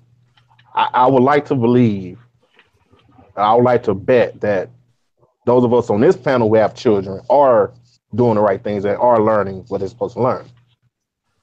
I can feel good about saying that without even knowing for sure. Yeah, for sure. Speaking about my own kids, I can tell you at their age right now, my 2-year-old is probably smarter than I was at just by the technology she's exposed to and the shit she can do at a 2-year-old's age. You know, I look at my 9-year-old, she's reading shit I wasn't reading until I got in high school. She know I don't play when it comes to education, so she take that stuff seriously. You know, and she takes advantage of the information that is given or that's available. Right. So if you do it right, you will be okay. But they're probably I would say they're in the minority compared to most kids. Yep. I won't say. You know what? I wouldn't say minority. I would, because all they're going to do is show and give us numbers on the population that's not doing what they're supposed to be doing. I think, like you said, speaking on this panel, you're correct. I can, speaking for this panel for myself, you're correct. My kids push education. You push this, and it's the same actually values that my parents pushed. But what I have to do is just add what we have now into that equation. So, my kids, my daughters always say, "Hey, Dad, what's this?" I'm like, "Well, let's look it up." I mean, you have this stuff right here at your, you have the availability of it right there at your disposal. I said, "Sweetie, you don't have to do like I had to. I had a freaking set of encyclopedias that were dated from 1979 and it's 1992. Right. And I'm like, right there at your disposal, use it. And then, question it. And just because you see it, that doesn't mean just because it's in black and white does not mean it's correct. Question it. Go to another source. And you can do that within 5 minutes. You got 19 different sources in front of you. Right. And then just filter through those sources, and then you have your answer. And then also, you're absolutely right, and it has a lot to do with the parents. You know what I'm saying? Mm-hmm. The parents encouraging the kids and helping the kids. For my instance, child by my mother, so I grew up being the only child. So I was always taking stuff apart. Most creative people are like that. They usually take stuff apart just to see how stuff worked when they were kids. Punished all the time and always reading books. I was always reading books. My grandmother never really brought me nothing for Christmas. The only thing she would get me is math books. I was a little child. So I started messing with computers from the Commodore 64 to the VIC-20 and all that, all the way to the ColecoVision when they came out with the Atom. Wow. So my daughter, my youngest daughter and my oldest daughter, it scares me because they have the same intellect that I have. My youngest daughter, she's 10. Her documents, she's doing PowerPoints, she's doing this, she's doing that. And it scares me. She's so intelligent. And it's weird seeing yourself inside of a child. So yes, some of us do have kids that know how to filter out and look for things, but we taught them that. Exactly. Like I said earlier. It's not like having a parent who just, when the child is in the backseat of the car, here, take this phone or take this tablet, sit back there and watch YouTube all day. Right. But even with us growing up, we had those kids, in our generation that their parents just sat them in front of the television.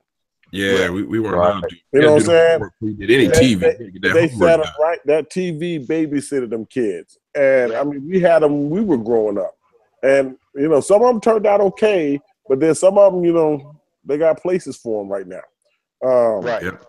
But it starts with at home. Upstate.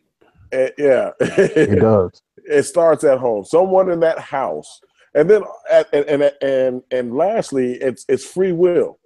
You know what I'm saying? You choose what direction you kind of want to go. Like you said earlier, oh, I got to do all that. Oh, nah, I don't want to do it. You made a conscious decision at that time to say, I give up because it requires me to do something. I'd rather just press X and it shoots and I'm good. Or if that's not good enough, I want the second place trophy. Give me the second place trophy. I can live with that. Or the 10th place. Now everybody gets one. Yeah, everybody get a trophy. Yeah, participation. Be a total loser and get a trophy. Losing don't hurt anymore. Yeah. And I'm supposed to be motivated when losing doesn't hurt. It's supposed to sting all year long to next year. Yep. Motivate you. Or sting on Monday when you're doing them laps. Yep. The truth. Yeah, coach didn't play that, man. Right. Like, damn. Absolutely. Nah, man. There's no. That's why That's why it seems like the number of mass shootings go up. It's like people don't know how to deal with humility anymore. Are they actually going up, or is because media is covering them now? More. General crime, I would say, is still going down. It's just more coverage. But when it comes to mass shootings, I think mass shootings are going up. Because, like, even just like the fact when they were talking about police brutality, to the American public, this is new to them. It's like, bro, this has been going on. This is age. Oh, this is deep rooted in the fabric of this country. Right. Yeah. My granddaddy got stories. But they're acting, oh, this is brand new. Oh my God, it's an epidemic. No, it's not. No. It's been going on in the hood forever. Yeah. You know what? And Mr. Gitt, say this real quick, Blue, and I'm gonna shut up. What it is, the struggle there is that they have this image. They still have the childlike image of, I want to be a policeman. I want to be a firefighter. Of these honorable people. But they have no idea how some of these people are misusing their power and doing bad things. And now they're in conflict with what they thought they knew. What they saw on television, Barney Fife and all them cats. Right. And the police in my area are straight. They live in your neighborhood. They know you. But they don't work in my neighborhood. You know what I mean? They're out policing what they call crime or whatever somewhere else. So, it's kind of, there was a time when the police stayed in your area. They had Go ahead, Blue. They had a common interest in keeping your community, regardless where you're at, safe. Right. But they've been removed. I'm gonna speak on that further when Blue's finished. Nah, somebody was mentioning something about Dixie was saying something about we're all hustlers, and I was just thinking about my grandfather real quick. My grandfather dropped out of school probably, and there's no bullshit, probably like 5th or 6th grade. And when I used to stay in Gary with my grandpop had all different kind of cars, houses, and he couldn't read. Mm-hmm. So I'm like, well, God damn. Like I was just thinking about that, like, damn. Like I honestly come from a long line of people hustling. Like my pop, he did his thing. I ain't gonna mention that. It's a family show. But but he worked in the steel mill for years, but he still did his thing on the side. And you know, I used to do some things too. Again, I ain't gonna mention that, but yeah, I'm just I'm not gonna say the whole generation as a whole they don't have hustle, because I give it to these cats, these young cats, like they making money hand over fist, but that shit's not gonna last, and neither are they. So you know, they just need to get into a whole different kind of mindset of, you know, taking some of the money and flipping it into real estate, or you know, dogs, or you know, no Michael Vick shit, but you know, breeding dogs, or you know, shit, open up a laundromat or something. You know, it's just something a little bit more realistic. Do what the Kennedys did. They had prohibition money. The Rockefellers for them to do that, because they're not on that frame of mind right now. A lot of the young cats don't want to listen. My great grandfather used to bootleg for the judge, the county judge. Wow. Let that sink in. Right on. Wow. So it's always a hustle. Hey, Dixon, where are you from in Alabama? I'm from a small town called Roanoke. That's right. You did say that. Roanoke? Yeah. But I've been meaning to get with you because I lived in Huntsville for 5 years when I went to Okay, A&M. no doubt. Okay. Yep. Yeah, but I guess I just want to Jordan Lane. I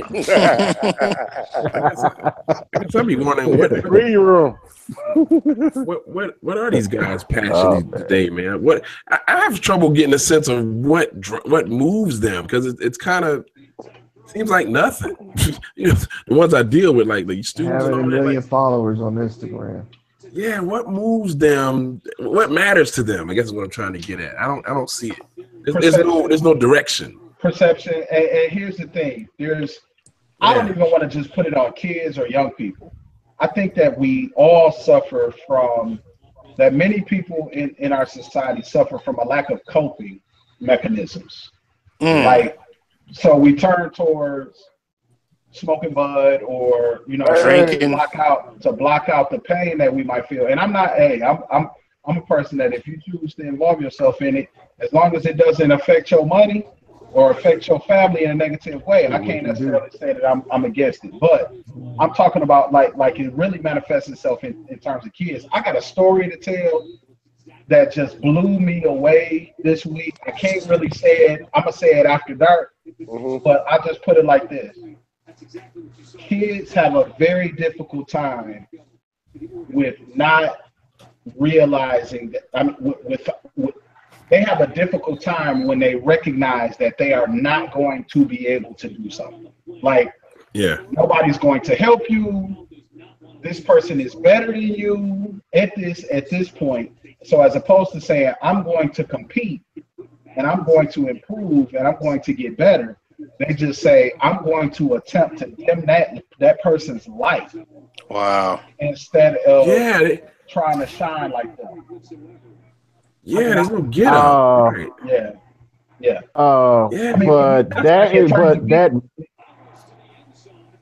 What I was not to cut you off, brother, but that ideology is coming from high up top. Yeah.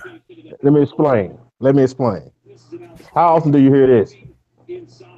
We need to do this and do that to keep them coming over here and taking our jobs.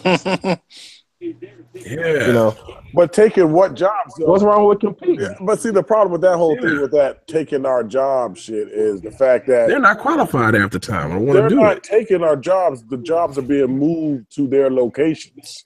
So these people are sitting. You know, they lose their job. Nobody taking nobody's job here. These jobs are being picked. Oh, for sure. I know that. But they're sitting there. Yeah, but you're correct. But when someone's sitting up top, always saying that shit. Yeah, you start to believe that crap.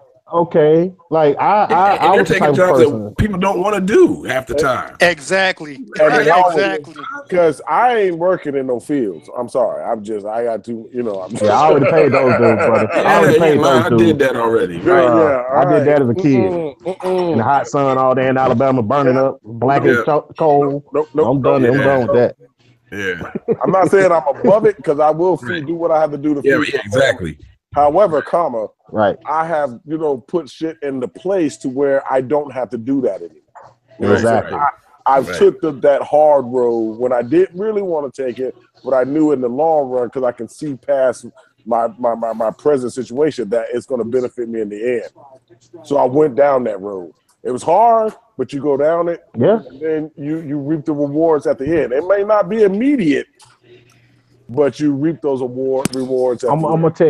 I'm gonna tell you what that kind of work did for me at an early age. Because I was fortunate enough to have family members who had a little bit of money. I shouldn't say a little bit of money. They were probably the richest people in the town. They had farms and subdivisions and stuff. So they always needed workers, always, all year round. So whenever I need some money, that's why I need a few dollars. All right, well, come on over here and do this, do that. You know, that was all year round for years. But what that taught me is, number one, to be self-reliant. Number two, to somewhat be an entrepreneur, because I just have to negotiate my pay and, you know, no, don't buy me nothing to eat, because I know you're going to say later on, I fed you when it comes time to pay me. I'm hip to your game. You know, so it taught me a lot of stuff. You know, it taught me not to work for money in a sense, because I wasn't getting paid no crazy money. I work all day for $20, right? And what I value now in any type of work I'm doing is, do I like doing this? Number one. Right. Damn the money. Do I like doing this? Exactly. Like, that's the first question I always ask, or the first thing I always decide. Yo, Blue, you mentioned Gary. You talking about Gary, Indiana? Yes, sir. Man, you know that's where I'm from, born and raised, brother. Yeah, I used to Y'all might be related. Shit, just might be. You was born in Gary? Nah. I was born in Peru, but I did my time there. Okay, that's what's up. 6th grade. Still, man, I was like, man, you struck a nerve. My step pops, my uncles, everybody worked at the steel mill, man. Hell yeah. Yes, sir. Yeah. Yeah, it's like these kids, because I just wonder and it seems like everything and I just typed something to Yona. I was just saying, it's like everything they value is external to them. There's no internal value of self, because there's nothing. It's all what they have on or what other people think. And that is lost. There's no internal sense of self identity. Like I'm good. I'm something. There's no esteem. Everything is whatever people think. But you know what, those stacks, not to cut you off, I'm gonna keep it funky. We were like that we were growing up, because if you had a pair of Jordans, you felt good about yourself because you know your parents bought you like $100-something sneakers. So it's not just this generation, because I know some grown ass folks that are materialistic like that, are like, oh, I got a Benz, or you know, I got a big ass house, or you know, I'll pay my wife but let me Tacos, you know, every holiday. But it's not just them, because you know we're like that too in some regards. I knew I was guilty of that growing up. But let me disagree in a little sense. But think about how we grew up. Look at the social programs. You had the arts, you had shop. Oh, okay, right.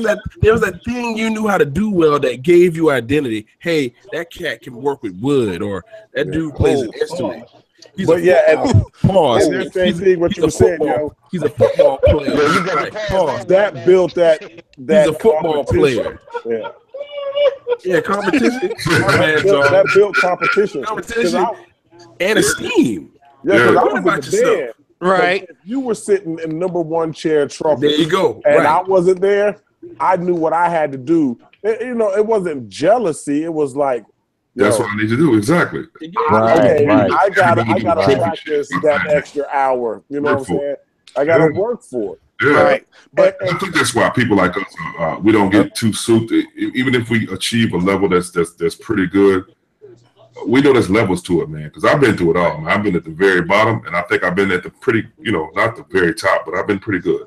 Right. And today, kids, they just think they go from one level from high school, I would say high school, to achieving a certain amount of success, and they think that's what it is. No, it's levels to it. Right.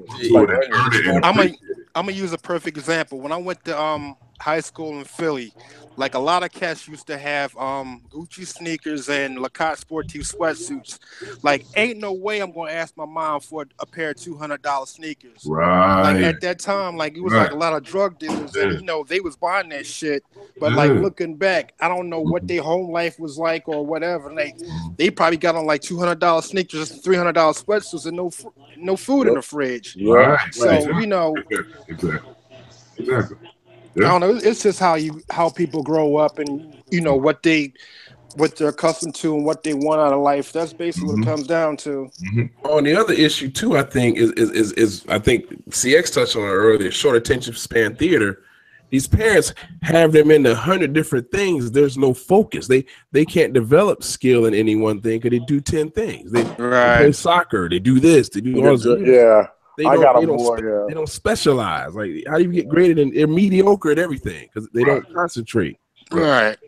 And that can also be dangerous too, though, because growing up in small town Alabama, and we had there was no. I mean, you had guys who did it, but if you were an athlete, you played at least 3 sports, whether it was football, basketball, and track, or football, basketball, and baseball.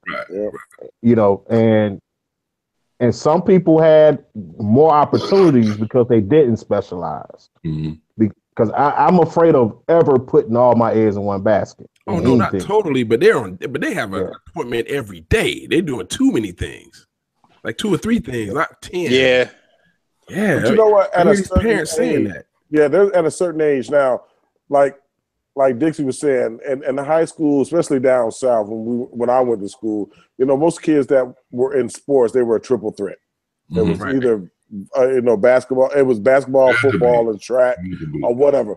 Yep. But you know, my band director, he put an end to all of that. He told us we had to make a decision, and that decision, you know, whatever decision you made, it actually altered what band you was going to be in for the rest of the time you were in high school, because he wanted 100% from you, and you couldn't be because I know in Georgia, just like sports, band went year round.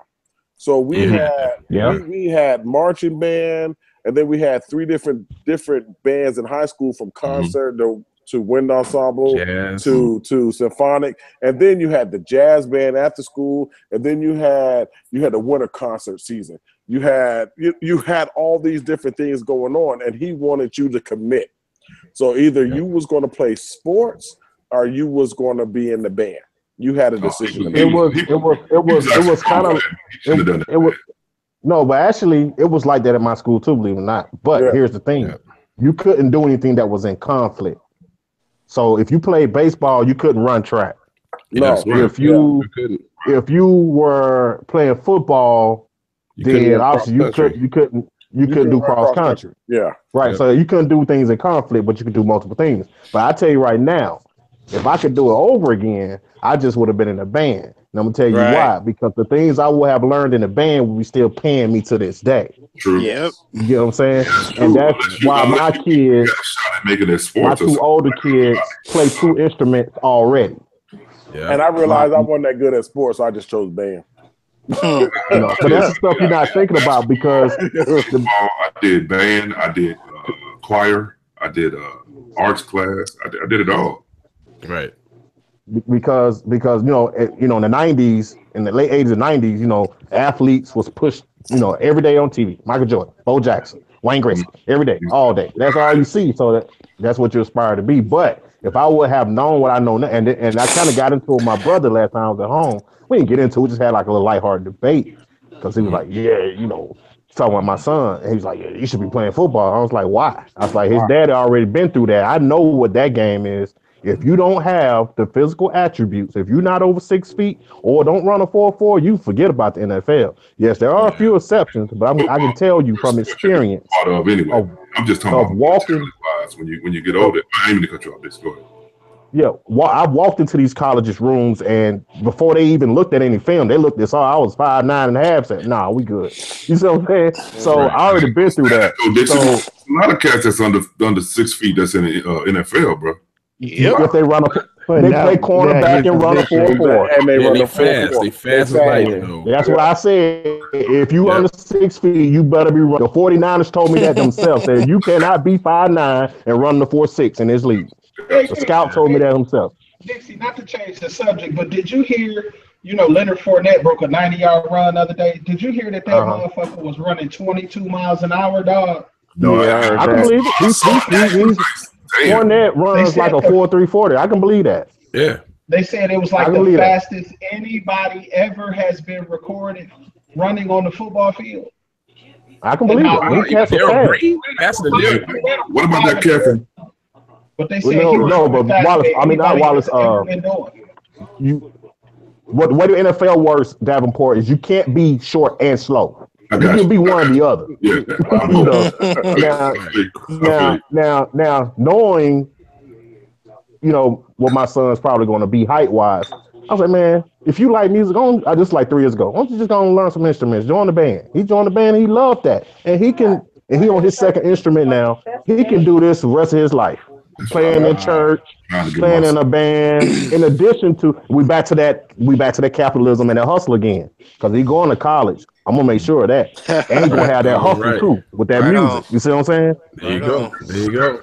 That's one thing I regret. Like a long time ago, I was 6 and my mom wanted me to take piano lessons. After one lesson, I'm like, nah, I don't want to do this because I just want to stay home and watch cartoons. And I'm still kicking myself. Blue, I did the same thing in high school. I had somebody personally teach me the keys, man. I said, nah. I kicked myself too. I kicked myself in the ass.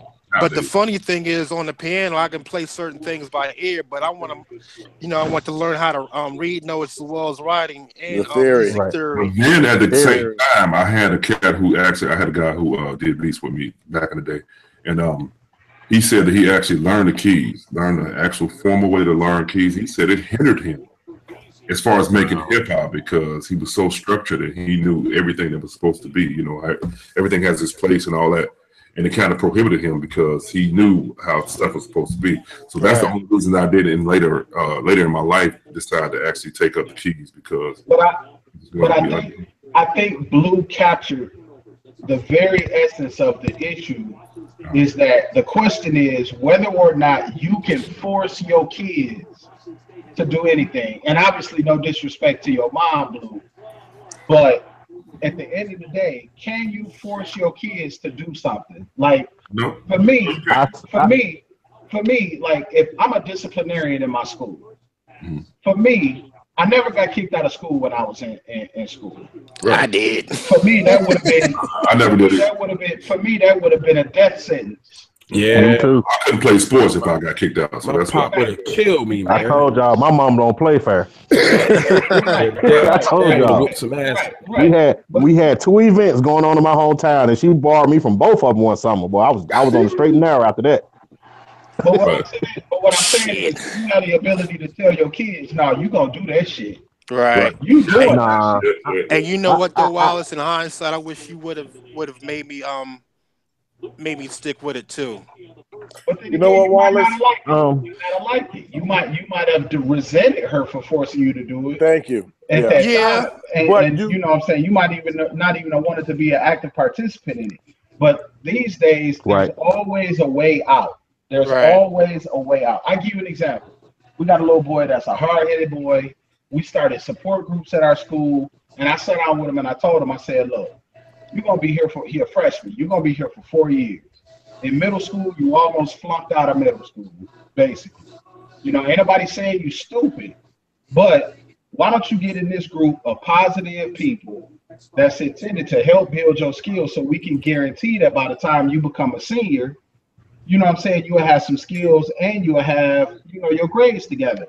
Nah, man, I'm gonna do that. I could do that myself. This, that, and the third. And I'm like, I'm fighting with myself like, shit, I don't want to put this nigga in the group because at the end of the day, he might poison the rest of the group. Right. Yeah. But you gotta stay on people like that because they don't know what they don't know. They're young, man. They're stupid and young. Think about that age we were. They don't know. He has no idea what he's saying, bro. You think he does, but he does not. But to double back up on him, I ain't give up on him, but you know what I'm saying? Right. It's just frustrating. I'm sorry, Blue. Go ahead. No, you good. No, but to double back what you said, like I was only 6 years old. I didn't know any better. Like I was the only child. So, I thought, cartoons was the best thing in the world. But like I said, looking back at it in hindsight, I wish you would have made me take those piano lessons because, who knows how I would have turned out. Right. It actually, I got a couple things to say about this. To your point, Blue, I listened to a podcast with DJ Paul of 3 6 Mafia on Combat Jack today, and he was talking about how his daddy made him take organ lessons. And he said he hated it. He hated it. He hated it. But he's so damn thankful his dad made him do it because that's what developed their horrorcore-ish sound. Right. Love that organ because it was creepy sounding, and that's what developed 3 6 Mafia sound. You know, and they went on to do what they did. Now, now, way my mother was, and the way I am with my kids, I will expose them to things, and if they don't take a liking to it, I don't make them do it. Okay. Now, when it comes to extracurricular stuff, now when it comes to behavioral things, that's when I turn to Sergeant Dixie Freely, and like, no, you going to clean up your room, you know, no, you going to sit down, you know. But when it comes to extracurricular stuff, I'll expose them to stuff and see if they take a liking to it. If they do, we'll keep doing it. If they don't, they don't. But I don't believe in forcing your kids into doing stuff because, like you said, not only they can develop some other issues somewhere else. Exactly. I was a sports fan. I did everything in sports. And my son, my youngest son, I had him play baseball one year, man. That was the most painful thing to watch in my life. He just did not like it. I was trying to get him to do it. He didn't do it. And after that, I never made him play a sport after that. But he's a great student, great A-B student for his whole life. And I'm like, okay. And he's a like a computer nerd. So I'm like, okay, well, we're going to skip. That's what he liked. You know, it's your responsibility as a parent to find whatever activity that is that your kids take to and support them in that activity. Right. Correct. Correct. Right. I never forced to do sports. Never forced it. And never will. Awesome. It's 11, y'all. He's got them beats. I guess this my cue to go. You need to play something, man. I ain't got nothing, man. I don't have the fancy hookup like y'all do anyway. So man. Fancy hookup. Come on, man. Ain't no y'all. Please, man. I can send you something to play. Oh yeah, that's RTO's the playmaster. RTO, I think he left. No, he's here. I'm here. I'm on the phone though. So I ain't the playmaster today. You ain't got nothing to play. We gotta get him off the phone. We got him off the phone last week. Yeah, get back on. Hey, man. Got Today was a long day. Yeah, y'all dealing with that smoke, that fire out there, right? With that fire. Yeah, I'm also battling all that smoke today. We're gonna let you live, man. Oh shoot, it's playing. Got one cue, but yeah, I was gonna wait. RTO usually always lead us off. I got a beat though. I got a beat. He go, stick him, ha ha ha, stick him.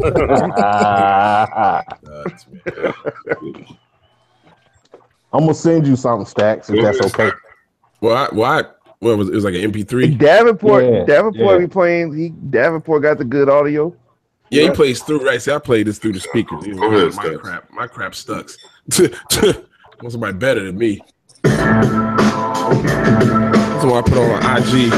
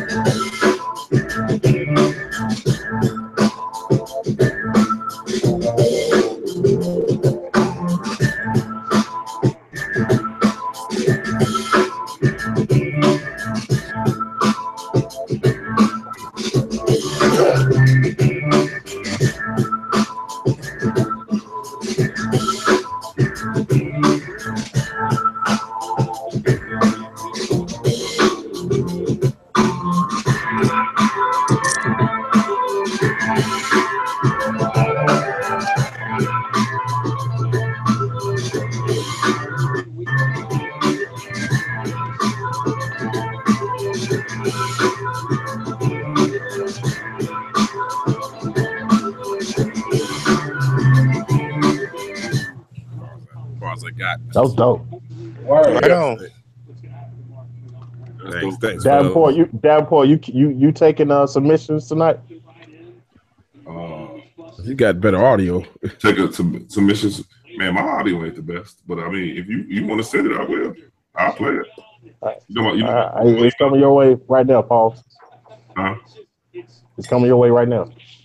Via email. Is it via email or Facebook?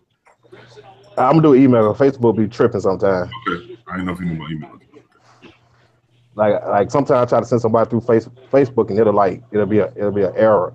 Yeah, Messenger when that it'd be tripping sometimes. Okay. When I know it's not too the file size is suitable. See, y'all almost got me to pause myself. Hey, but hold on, I didn't say something earlier today. Hey, RTO, that random volume 2, man. Oh my God. Oh, right on, man. Yeah. Thank you. Last 2 days. What's that? Random volume 2. I'm telling you, it'll make you want to sell all your equipment. RTO the man around here. Oh, it's easy. like him. Yes, sir. I just sent it, Dad. Okay. That's why I don't like him myself. I don't like the dude. Right. I don't know. I appreciate it. Yeah, I don't like him at all. Nope. Can't stand him. 5 minutes. Oh yeah, I'm supposed to send that to you. I forgot about that. You gotta remind me. Turn down a little bit.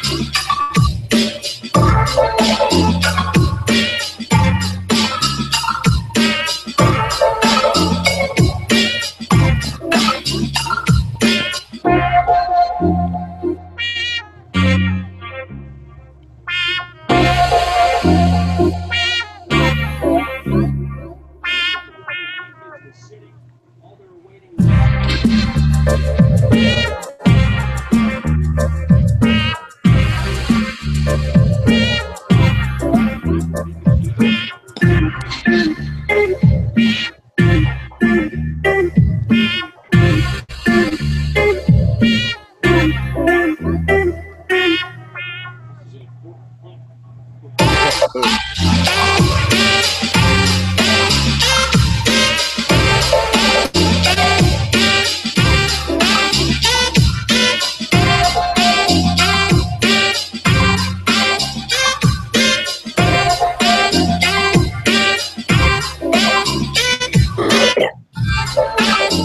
All right, you can kill it.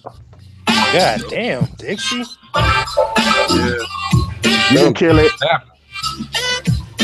Oh, he can't hear you.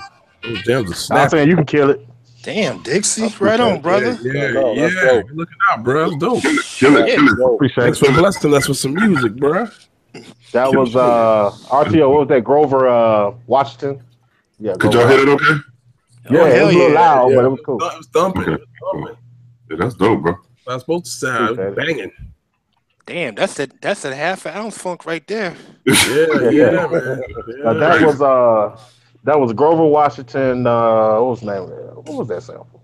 Help me out, RTO. No seeds, no stems. Woof. That was dope. Yes, sir. I forgot what song it was. I forgot what Grover. Wow. I don't think I submitted that week too, so I definitely don't remember. How did K3 treat you? Y'all didn't chap up. Go ahead, Clark. What you got, bro? I ain't got nothing this week, man. Let me answer Blue's question. Blue, I've been holding out until tomorrow because I need to clean up my studio, and I do not want to bring the new lavishness in the dirty studio. Right on. But it will be in use tomorrow. You gonna cover that lavishness, Blue? So you just said to hell with the XL, huh? Nah, I got my XL right here. I gotta make some time because I gotta install a bunch of stuff on that. Oh, okay. So I gotta because my goal is to have them both like in rotation at the same time. Okay, I'm gonna buy a stand for the XL. I'm gonna use that joint for sure, especially them drums. Oh, here we go. Let's realize what I need to do. Oh, I got one to play, I think. Yeah. Forgot about this one. I'll play this. I think. Yeah, here we go. Yeah, I play this right here. Yep, I got one. Yeah. All right. Fault, y'all. I was gonna play the live version, but I'll just play the recorded version as well. It's here. All right, let's see. All right, got it. Let's cue it up and get it popping. All right, here we go, This y'all. been the longest intro to a beat ever. Jesus. Oh, my bad, man. I gotta get it set up, man. I loaded it. You should recognize this.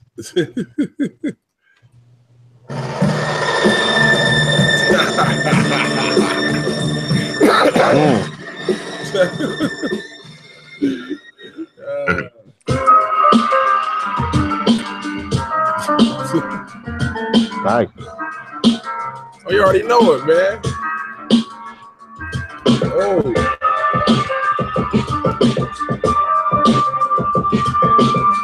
Look at the album, y'all.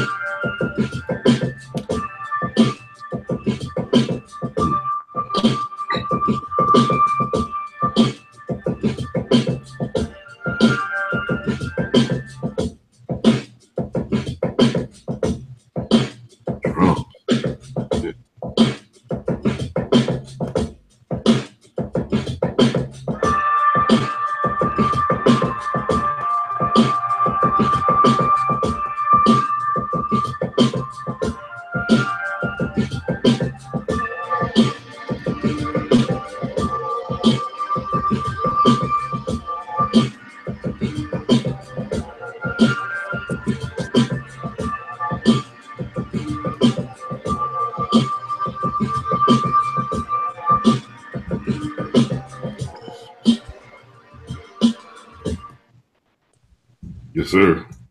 Yeah. Word. I know that beat. Yeah. That joint tight, Stacks. Chicago Fire. Say again? That joint tight. Oh, thanks. We have the Chicago Fire joint. Yeah. Yeah. Thanks, bro. Appreciate it, bro. Mm-hmm. I'll play one. I got some jazz if y'all want to hear some jazz. Of course. Who said that?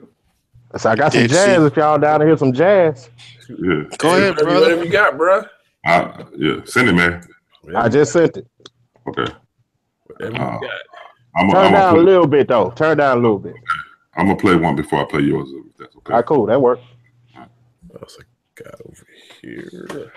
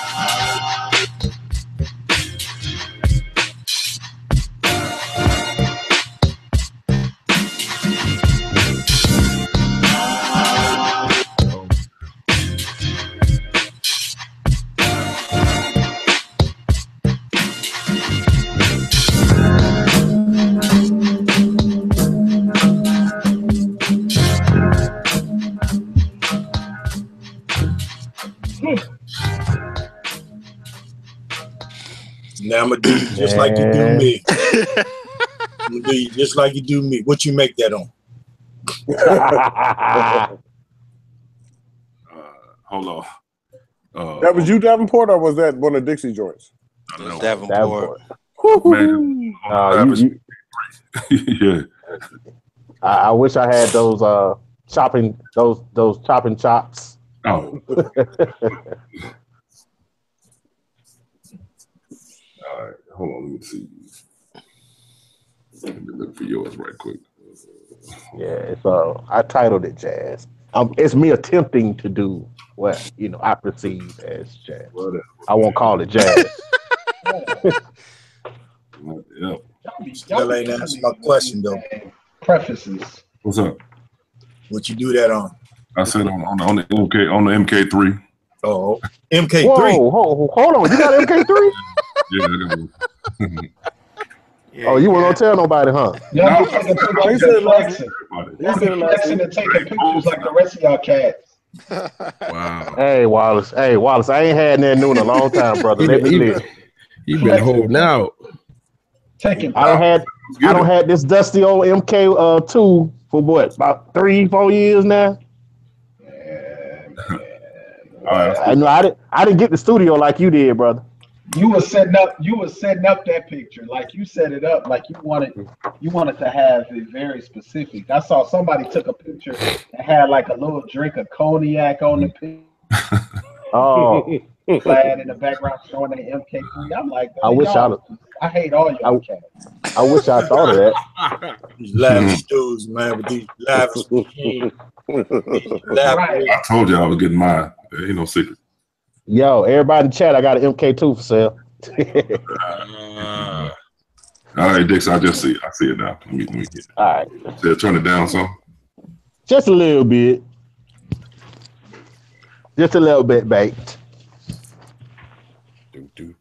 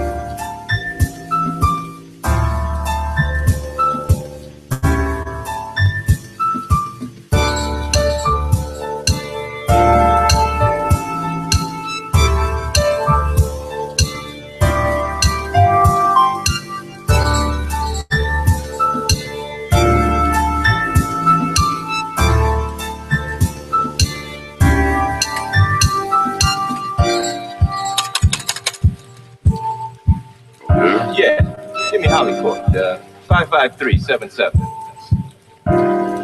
Hello, it's Daddy. Hey, darling, put mommy on the phone. Yeah, Barbara, it's Richie.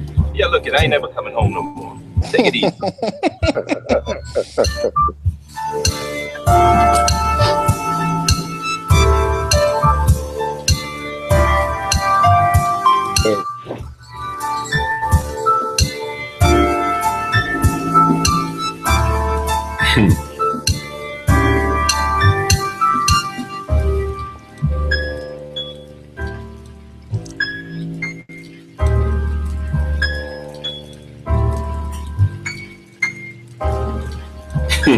That's crazy.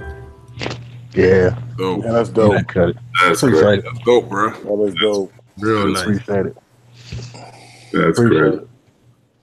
Eyes or tries. Whatever. All right. Exactly. My sentiments exactly.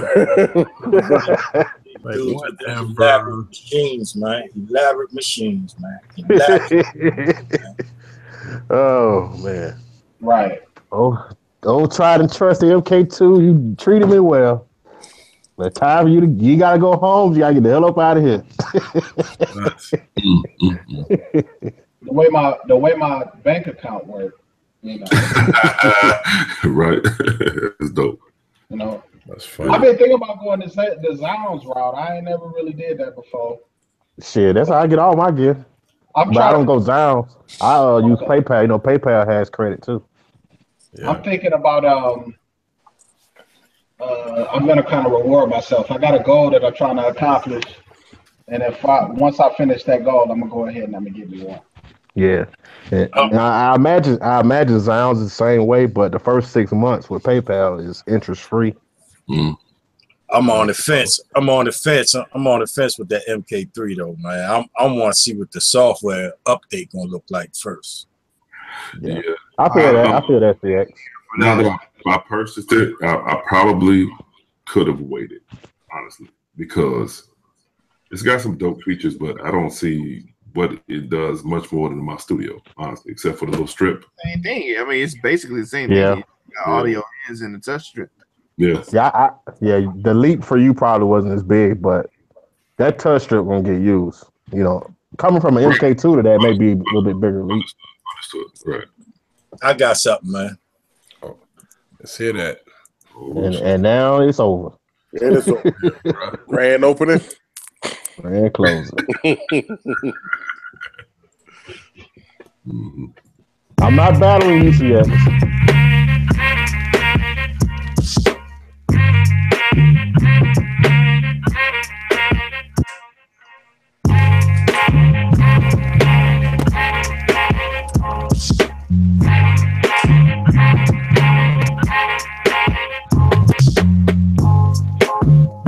Yeah.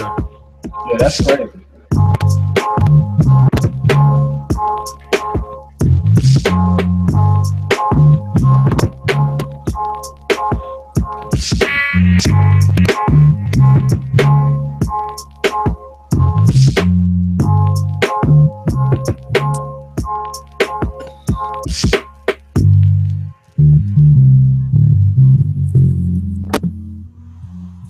Damn. With them lavish sounds and stuff. And CX, you made that beat 10 years ago, right? Nah, I did that beat a while ago though. Yeah. You do it all. See, I went back to the real deal, man. That's done on the MPC. Oh, okay. With them lavish drums and stuff. Stop it, I ain't following that up.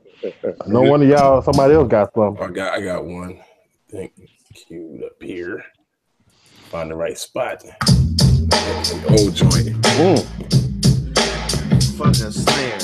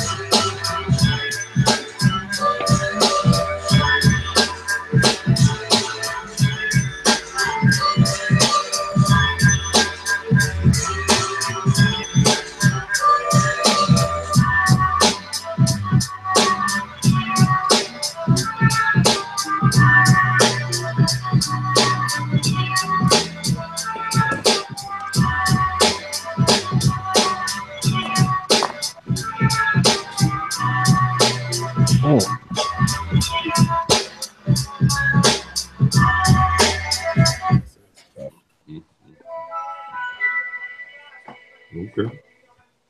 Man, that was stupid. Yeah. Thanks, bro. I appreciate it.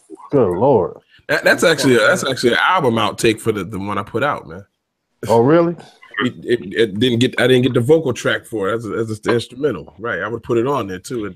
Man, long story. Hey, Stacks, if I was to hit you up later on and ask, what is it that you're doing to get these boom bap drums like this? Like you're, you know what? Never mind. Sampling, man. Keep asking me, man. Sampling. No, not the sample. No, it's the drum. The drum program is my questions. Oh, I think that's him. That's MPC. That's an MPC, man. Oh no, that's I mean, I could achieve it on something else too, but I just ASR. Yeah. I'll say ASR. That's an old ASR beat. Yeah, that was back during that's Bounce Power stuff. That was a track that should have been on the album. I had the vocals, but it don't have vocals. I just played the intro. But yeah. I got another one, man. Somebody ain't going. Good. All right. I gotta keep switching over, but.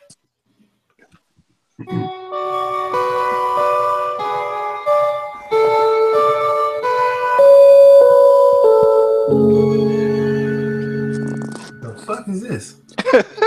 What up, Digger? Man, what's up? What's good? I feel a problem happening. My spidey sensitivity.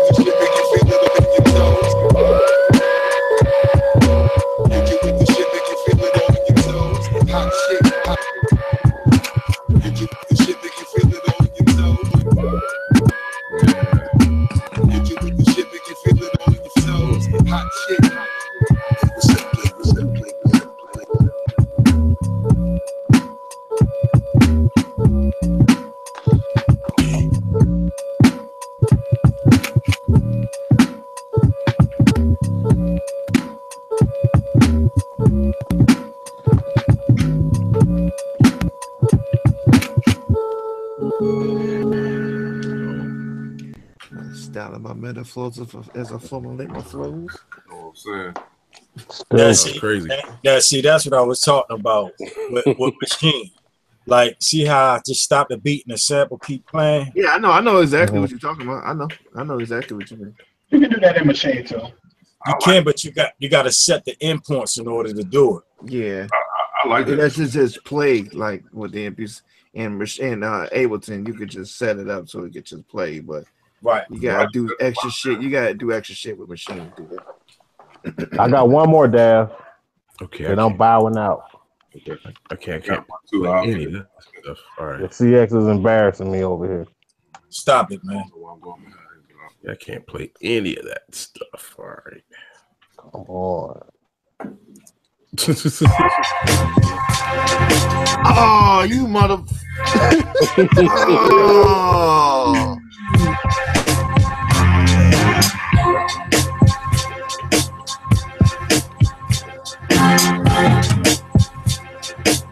Hey, Davenport. Hey, Davenport. I don't want rain on your parade, but I used that sample like 5 years ago, and I still got the beat for it. Oh. Fighting first. Man, fuck all y'all. Fucked up.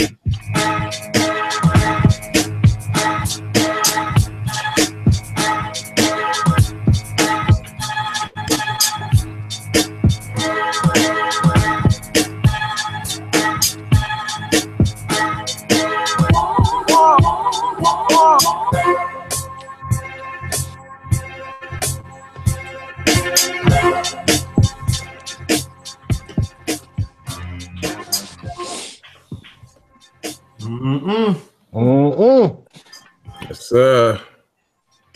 Hey, I'm gonna find that beat, Davenport. I heard you. I just sent you one, Davenport. This Can I is. hey, for the night, bro? I just sent one. Go ahead, RTO. Can I just live for the night? See, you ain't got to play it tonight if you don't want to, bro. So nah, man. Hey, if I was gonna play mine, if he don't play his, go ahead. Hit it, bro. Go ahead. That was dope, Dad. That was dope, man. Man, very. Always. Davenport, man. I don't like Davenport. I don't like none of you motherfuckers. I just came for the cookies and tea and shit. The dislike is Digger. You just came for the hors d'oeuvres, huh? Oh.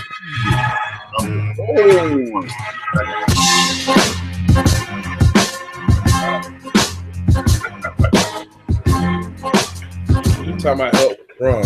Shut up, man.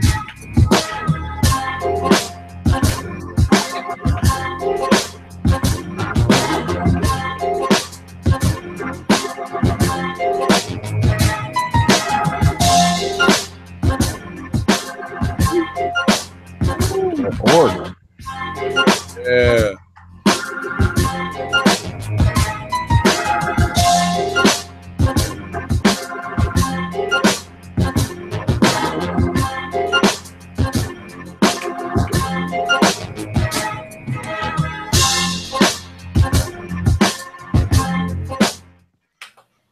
Good Lord. Wow. Yes, sir. Man. I wish you could see. Man. You ain't gotta put me to shame like that, bro. When you do that, RTO? Damn. That was for the Bang Show. You need to talk about some help with drum, man. Shut I'm up, glad. man. Ooh, Lord. You don't need no help with no drums, please. It's funny because I know I wish I would help him with some drums. Right. Yeah, like really? What are you talking about? Dad, before you play that, I gotta give a disclaimer. Now, this is a little bit different what we've been playing, but it's still in the same vein. Now, I'll shut up now. What up, Dixie Freely? Hey man, Gadget must pay you tonight to make an appearance, man, because we don't never.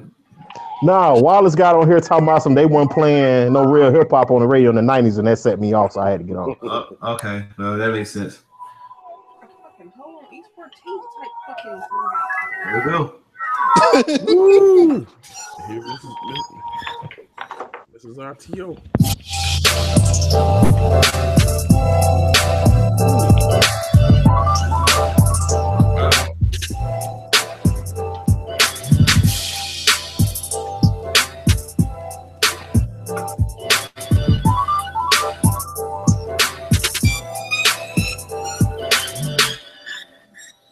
Dope.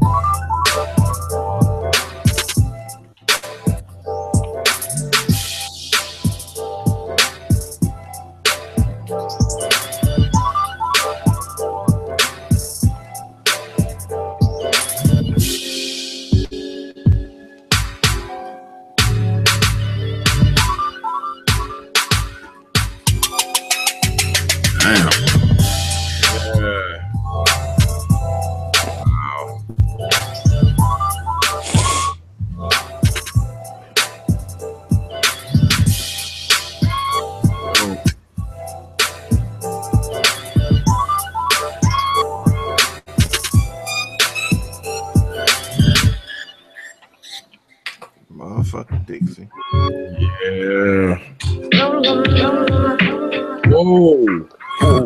Yeah. Okay. Change the beat.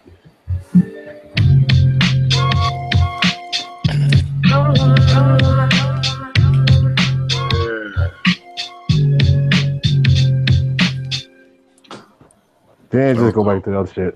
That was dope. You can kill it. You can kill it. Wow. You can kill it, Dad. That was dope. Yes, that was yeah, that was dope. Appreciate it. That was from our Boom Trap week where we were sampling. Yeah. A trap beat, but you use samples basically. That's right. That's crazy. See, my whole thing with the drums is I could Who cares, man? Can't be coming here late trying to fucking ride on me, sir. Hey, bro, Let me get my shit. Look at what I talked to you as a dog, man. I don't want to call it no Discord while we live, man. Nah, shit. Nah, it's just I think when I try to do quote unquote boom bap drums, like my shit, I don't know. It's just I want my shit to sound like. Shut up, RTO. Damn, man, shit. Can I express my feelings? Please. It's a middle block. When I try to do my shit, y'all be on me. This shit is dope, bro. Hey, I don't want you to. I ain't saying that it's not. It's not. I'm not saying that it's not dope. It's just I don't ever want Davenport to ever speak again. I want you to speak through music. Don't speak. Don't speak. That's my only request. Y'all hard. Nah, because Davenport be talking. Yeah, pause that shit. Pause on that. This dude, I would rather him not speak. RTO, I'm speaking from where you speaking from. That's how I feel every time I make a beat. I'm seriously. But go ahead, man. Okay. That's what you gonna say? No, well, I'm not saying that. When I'm not saying that my drums are bad or nothing. It's just I'm trying to you look for a certain feel. I got you exactly. Yeah, I got you too. Yeah, I got you. Damn it. All right, But it's dope, bro. I'm not saying that it wasn't. That's a favorite. I'm gonna play a loop, man. Hold up. Oh, go ahead. I'll go ahead to you, bro. Your ass entirely. All from that. He coming off A3C2. Here we go. Ooh. Oh, I know that. Oh, fuck you, dude.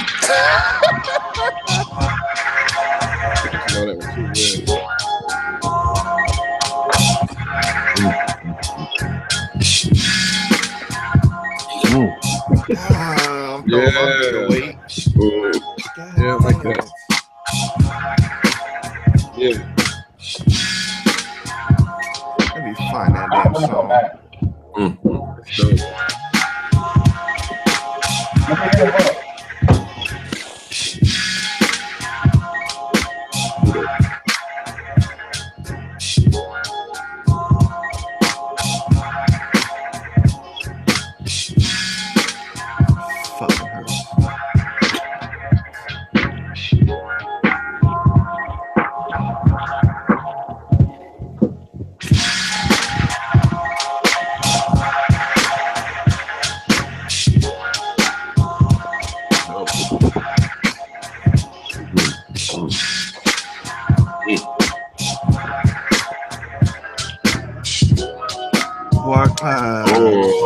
Damn NPC ass motherfuckers.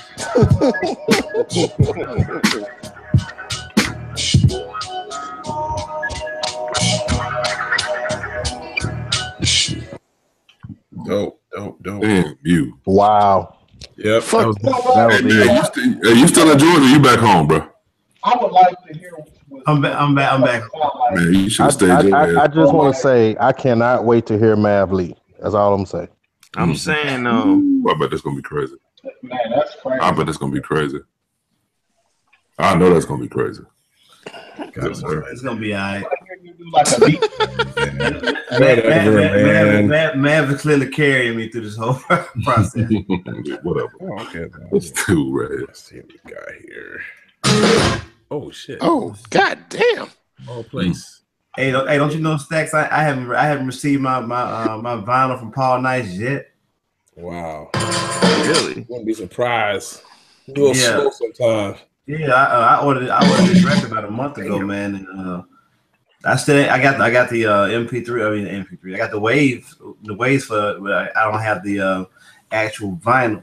They haven't sent out a shipping itinerary or nothing. Yeah, Paul can be a little slow. Yeah, he better hurry up and make sure that shit get here. Hey, let me say this real quick for somebody else to go. That sample that was in that track, that last track that Dad played for me came from edigging.com. Go check that out, y'all. That's for the chat. No shame in that plug.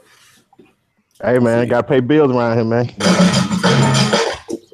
Hey, these family shows don't pay for themselves. Man, fucking hurts. Thanks. What I do? About to make me throw this damn beat away. Nah, don't throw it away. Do you know what that is though? Yeah, I know what it is. I'm about to play my version of it. Okay. Oh, go ahead and play yours. I'll go after you. Okay. Just to put them back to back. Go ahead. Oh, man. These dudes, man. All right. Yeah,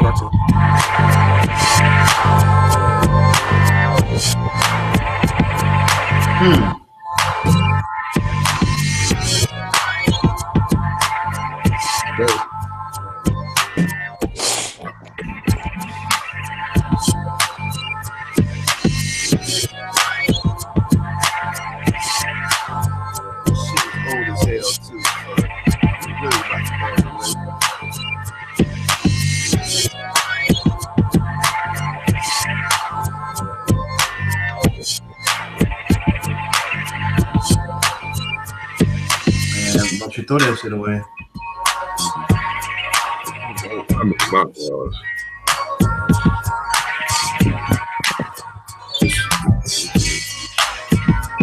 I thought he was on his phone.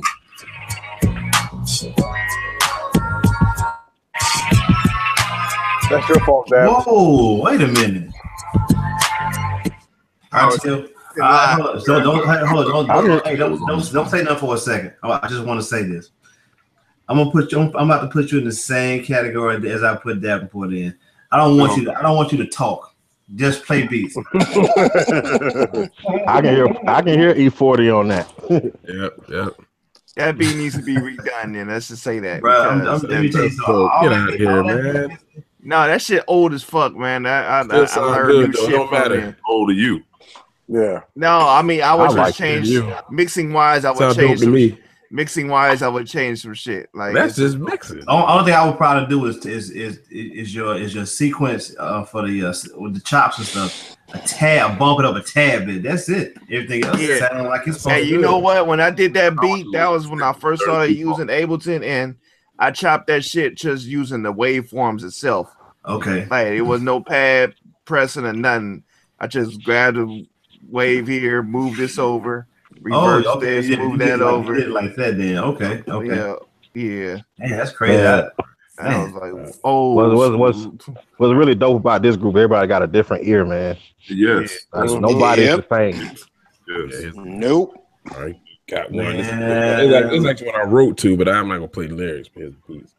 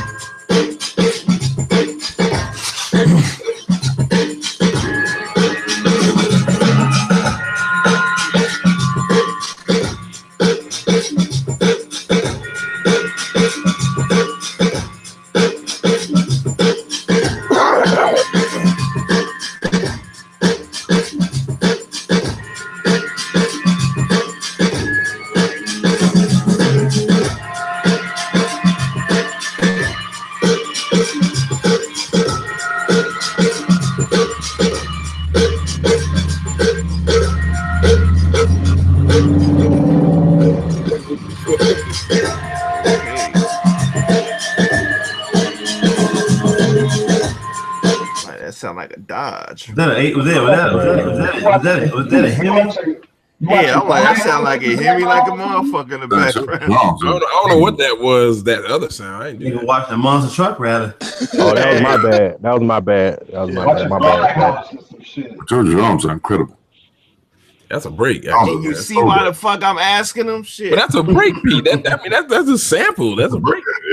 Hey, dope though. It just, I mean, what you made that in, Stacks? What you made that on? That's an ASR beat. Yeah. I mean, RTO, like I'm gonna be honest. We can get close, but it's just something about those analog machines. I'm not even saying the sounds per I mean, I'm not even talking about this. I know what you mean. You talk the swing of it. Exactly. Thank you. Yeah. Well, it's a break. That's a cat playing. You know, it's a break in that case. Yeah, guys playing it. Well, I mean, that beat, that's a break. But there's other beats that you have when you have your drums, and there's got to be a certain swing to it. Shut up, Blue. God damn. Well, I can hear the difference. Between an analog machine and something that was done in the box, and I can hear it every time. Hey, really? Yeah. Yeah. Okay. I got one, but this is not the one. I got one. I used to think the same thing, Dixie. I used to think that I could hear the difference until somebody proved me wrong. Otherwise, CX. I got one. Let me see. Oh shit. Oh Lord. And the thing about Dab, it don't be on some left field craziness. I mean, it's always different. Like, dope. Yeah. Yep. From way left field, like, damn.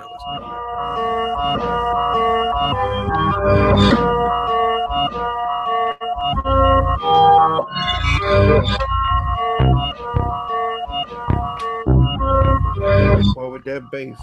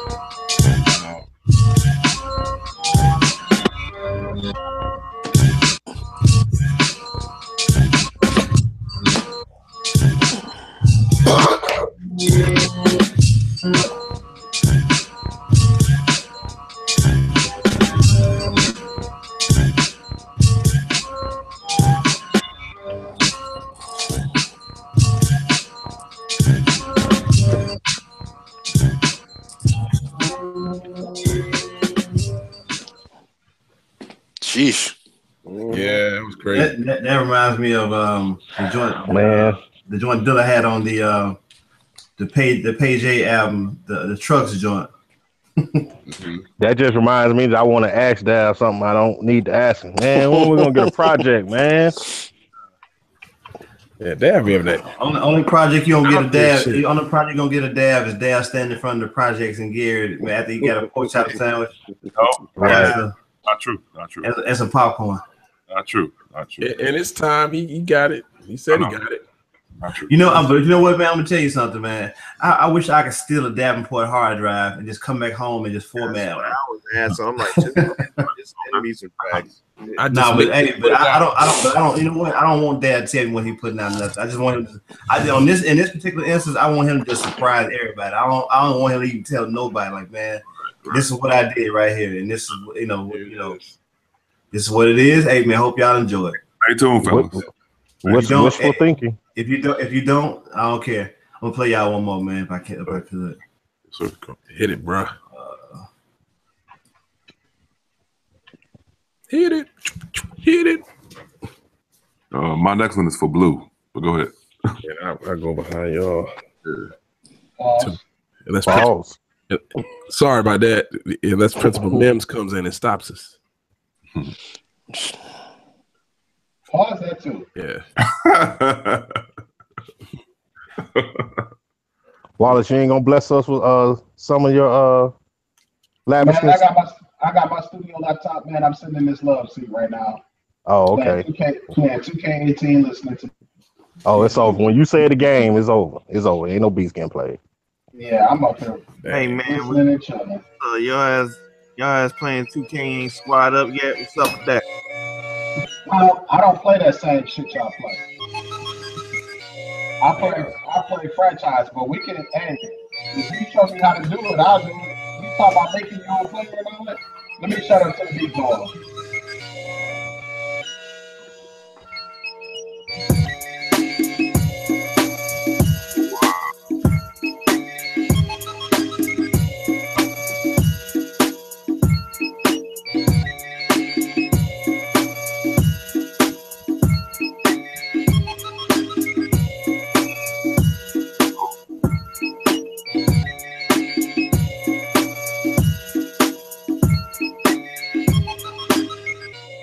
Sheesh.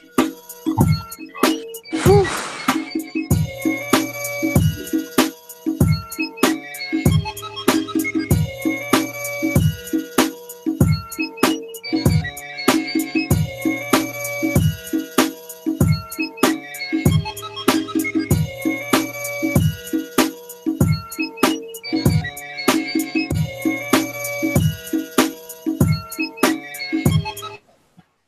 God damn.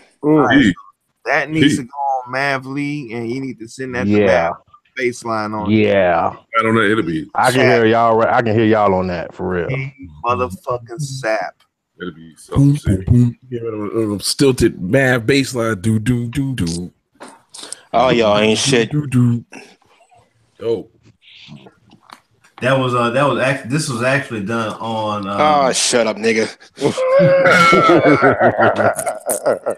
Okay, that's fine. I just deleted the number and blocked it. That was perfect time, but it was perfect, dog. Right, it was.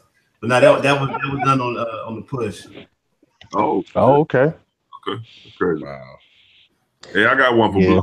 I wish I could have said that was on the 3000. So Dix was like, "Wow, really? Oh shit." As long as you said it wasn't on the ASRX. No, I don't even think I have any ASRX. You know I said that, Negro. Cut it out. I got one for Blue. Okay. Hey, and that was called Blue Blue Nostalgia. So Get out. Get out. This was Blue. I'm done. Hit it. Nah, nah, nah, nah.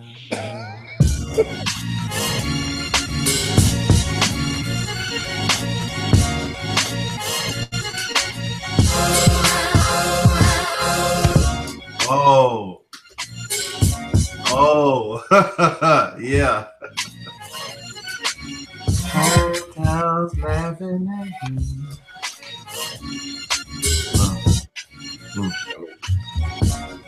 Turn it up. Turn it up. A little louder. Louder.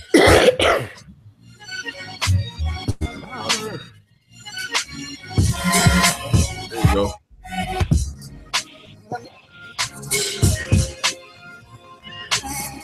Oh my goodness, man. Louder. Turn it up, Dad. Yeah, turn it up, bruh. It's there you go. Yeah.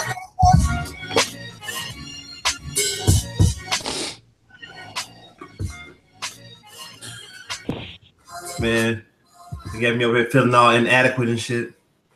Alrighty. It's pills for that.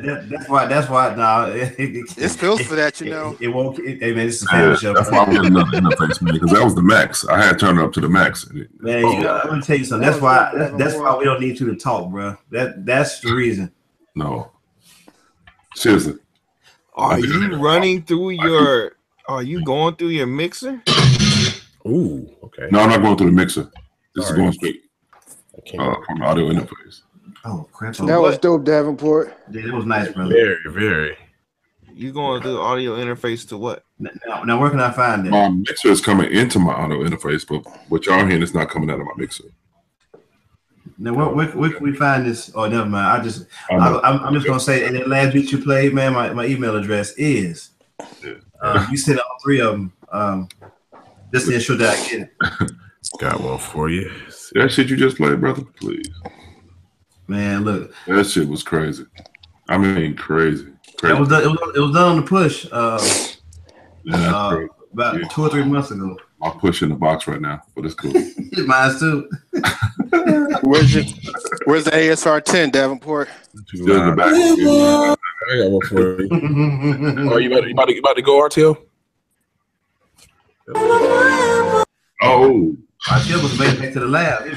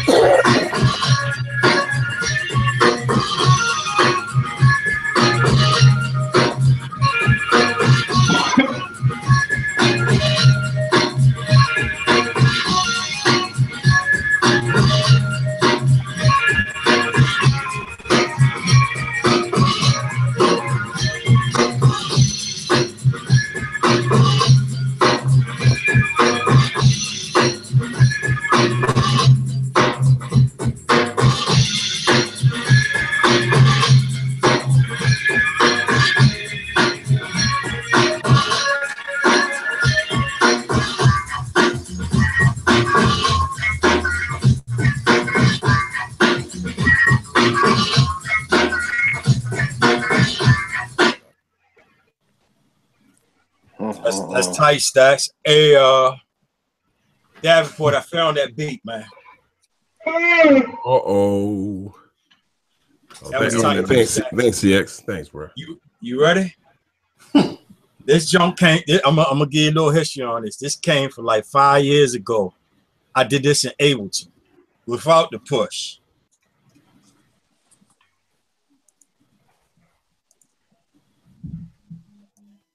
Right on.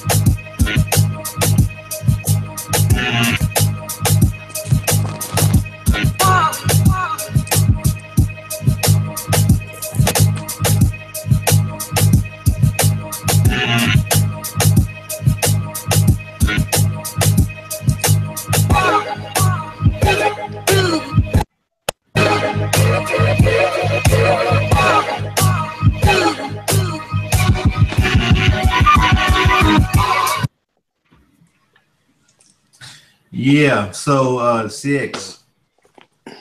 You accuse everybody of having lavish gear. But I think it's better. I think it's better to have a lavish mental than to have a lavish piece of gear. I did that in Logic 6, 5, 6. One of them. Hey, you know what? I'm gonna tell you about yourself, man. After go dog. Wow. It's a family show, man. So I'm gonna reserve my comments for later. I did that for somebody's album too. That's how old I know it was. Who's that playing? Who got the atmospheric going on? What is that? That's probably RTO. RTO. It sounds like RTO. RT Onion. On the lavish keyboard, it sounds like RTO.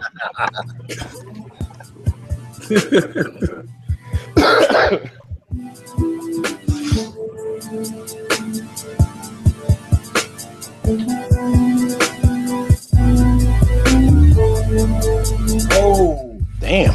Bass line, nice. We had Keisha with the open faces, and now this is Tanya with the braces.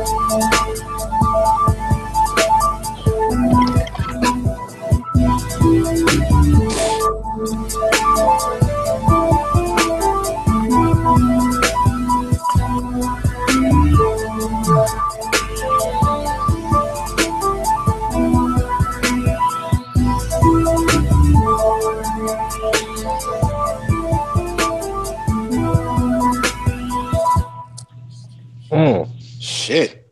Well, damn. Tell them why you really man, son. Damn. Yeah, that was dope. Very nice. Very Well, nice. hey, what is that called in the Bible? If you don't mind me asking. Nothing. I never. It's just a loop. Keisha with the braces. Keisha, I mean not Keisha with the braces. Tanya with the braces. Nah, it's Darshell with the diamond fronts. Hey, I can appreciate that. What, he killing out here? That was some good shit, RTO. Yeah, that was dope, man. Very much. Yeah, RTO, that was some lavish shit, man. I can hear MJG on that. Yeah, he killed I that. told you he's gonna be dope. Shit, I can hear that in a strip club. Well, Funny I mean, that it does kind of sound that way. Yeah. Well, you know that MJG is known to Pimp tight. right. Shout out to Onyx and Philly. Sue's rendezvous in the Bronx. My wife was talking to me about old Jordan Bell. I hear balling. We was talking about my bad. Oh shit. We talking about MJG, digger. One of my right hand man passed away today. Who? Sorry to hear that, man. My homie Cornelius. He you remember that 8-Ball song Time when he talking about his three friends? He talking about Carlos. He said he was fly and the little girls liked him and all the boys wanted to fight him. Right. And then Carlos had the main James who had boxing gang, late niggas flat all the time. Yeah. He was James. He was the James Isle crew. You know. Wow. Squabble gang was serious. But yeah, man. I'm sorry to hear that, man. God damn, man. Brother. Young, and man. I'm a young man, same age as me. 35. He had diabetes, man. Oh shit! Sorry to hear that, man. That's awful. Was a beast on the football field too. But people would know he was known for squabbling. Old Cornelius. Called him Big Dilly. I'm gonna tell you who he's exactly like. when I say this guy, you know, I'm sure some of y'all had the displeasure of watching About It, right? Mm-hmm. You remember? That's one of my favorite movies. All right, you remember Big Hurt, the like P's homie bodyguard or whatever. He was kind of short, but he was stout as fuck. Like he was, you know, that was Kniz all day, every day. That was him. Can y'all hear me? Yep. Yeah, we hear you. Yeah. Sorry to hear about that, Dixie. Yeah. Appreciate it. Man, what you talking on, man? Well, you It said sound good, whatever it is. Yeah. I took it off. I took it off the webcam mic and just went to the regular mic. Got old lavish. Got that old lavish mic over there. That's how you sound. Sure, 7B over there. Nah, man, I was, you know, listening to you lavish dudes with your lavish, elaborate, incomprehensible beats. So you know, y'all was talking about reggae earlier. I could send Dad one more joint. I said I was done, Dad, but I apologize. I can play it if you don't want to send it to him. All right, yeah. I'll send it. Well, I could just play some. Go ahead, CS. I gotta find it. I could play some Al Jarreau while we're waiting.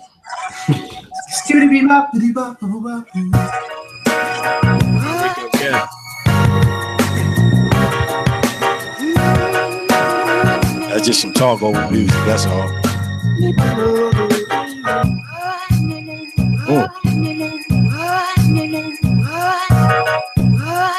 Another classic joint.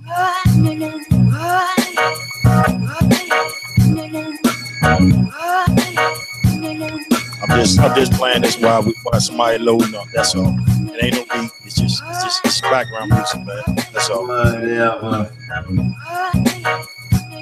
Somebody ready? Yeah, I'm ready. Go ahead. Do your thing. He phased it out and everything. No, I'm saying, for real, like I know all behind that. You know we Jedi mind trick. You know we do at WW Scratch Magazine. Hey, so I forget who was on the call. I know Clark was there. BG, someone else. We were trying to. Stacks was there too.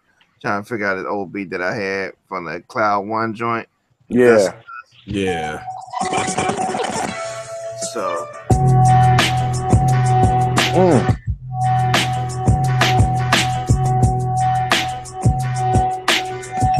God damn, RTL.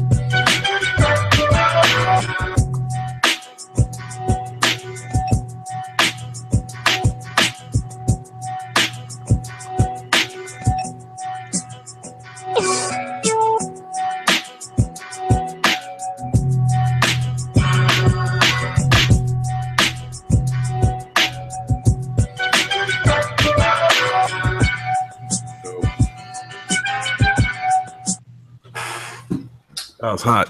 Yeah, that's dope. Stupid. You know what, RTO? That's the kind of beat, man, that'll make me take a cab to your crib, man, knock on the door, like, hey, man, it's me. And once you get to laugh, and they're like, man, why you got the meter run? I'll just chop you in the throat and get back in the cab and speed off, man. Wow. Man, I put that record on my wanted list, man. That's a dope record if you listen to that whole record. Oh, the whole album is dope. Yeah, that whole album is dope. I got that Oh on no, my. no, I won't show that. That's after dark. Yeah, After dark, Y'all after dark. secrets. Come on, Stacks. Hey, you should know. You should know better. Oh, here you go. Oh, here you go. Gotcha. New album material.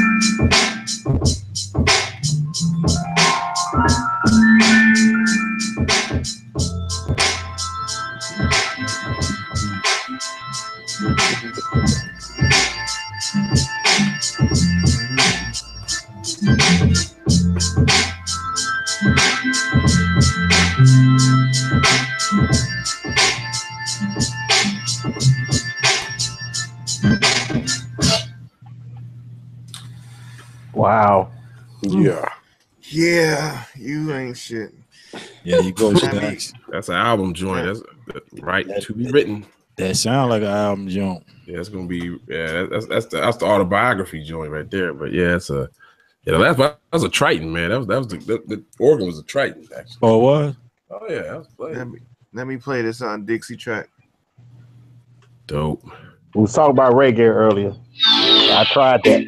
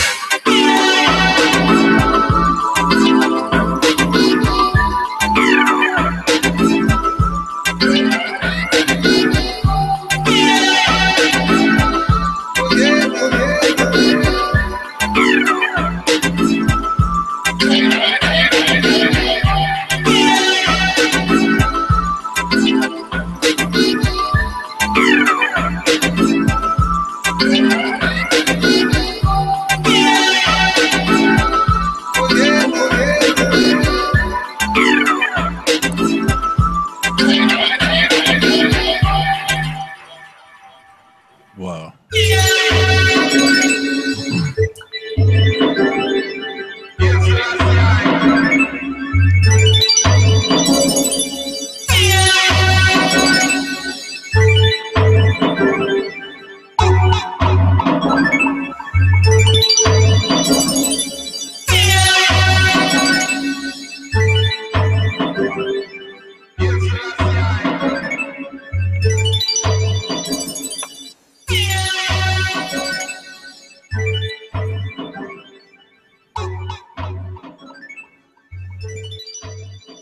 That Dixie. Would you do that on machine? Yep, MK2. Nice. I'm sounding like Davenport now. Would you do that? Man, I swear, the day I get to mix like this motherfucker be a great beat. Yeah, great day indeed. That and you know that was a complex beat, man, to me, because it was kind of calypso-ish.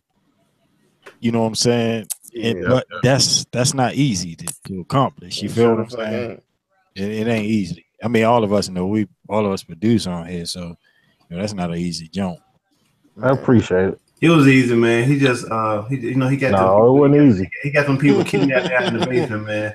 See, don't let this fool y'all, man. Must got them under the slave label, man. Look, man, I knew I should have hit the fedora. Man, hey, y'all didn't see what me and Dab saw. You need to come up with this rhythm. You need to come up with this rhythm. Boy, where is it? Boy, your clock. I got one, man. I got something to pause to lay us back a little bit, man.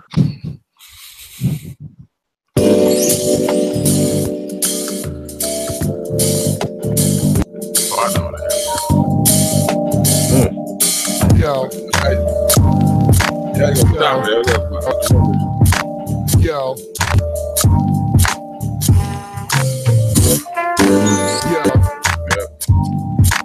Yo. Yo. Yo.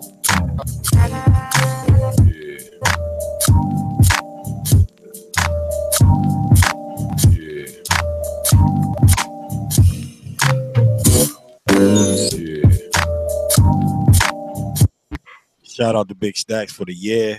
Shout out to Dix, the Blue Pineapples for the yo. I thought No, that wasn't there, man. That's like a 5-year-old joint, man. That sounds, hey, I like that. That was dope. That shit was, man. Hey, you had me fooled for a minute. So I was like, man, that yo sound familiar for real. Like, it didn't sound like Stacks. It that got me. I thought that was true. Man. Like, yeah, I'm gonna need my percentages off of that. These are residuals. Hey, don't bring that up. That's a sore subject. Oh yeah. People sampling other people's voices without their permission. Yeah. Oh. Yeah, that's not cool. Nah, sure ain't. Speaking of which, it's Principal Mims. it's time to say goodnight to the chat. Principal's here. Peace out. Peace, chat. DJ Rec. Peace out.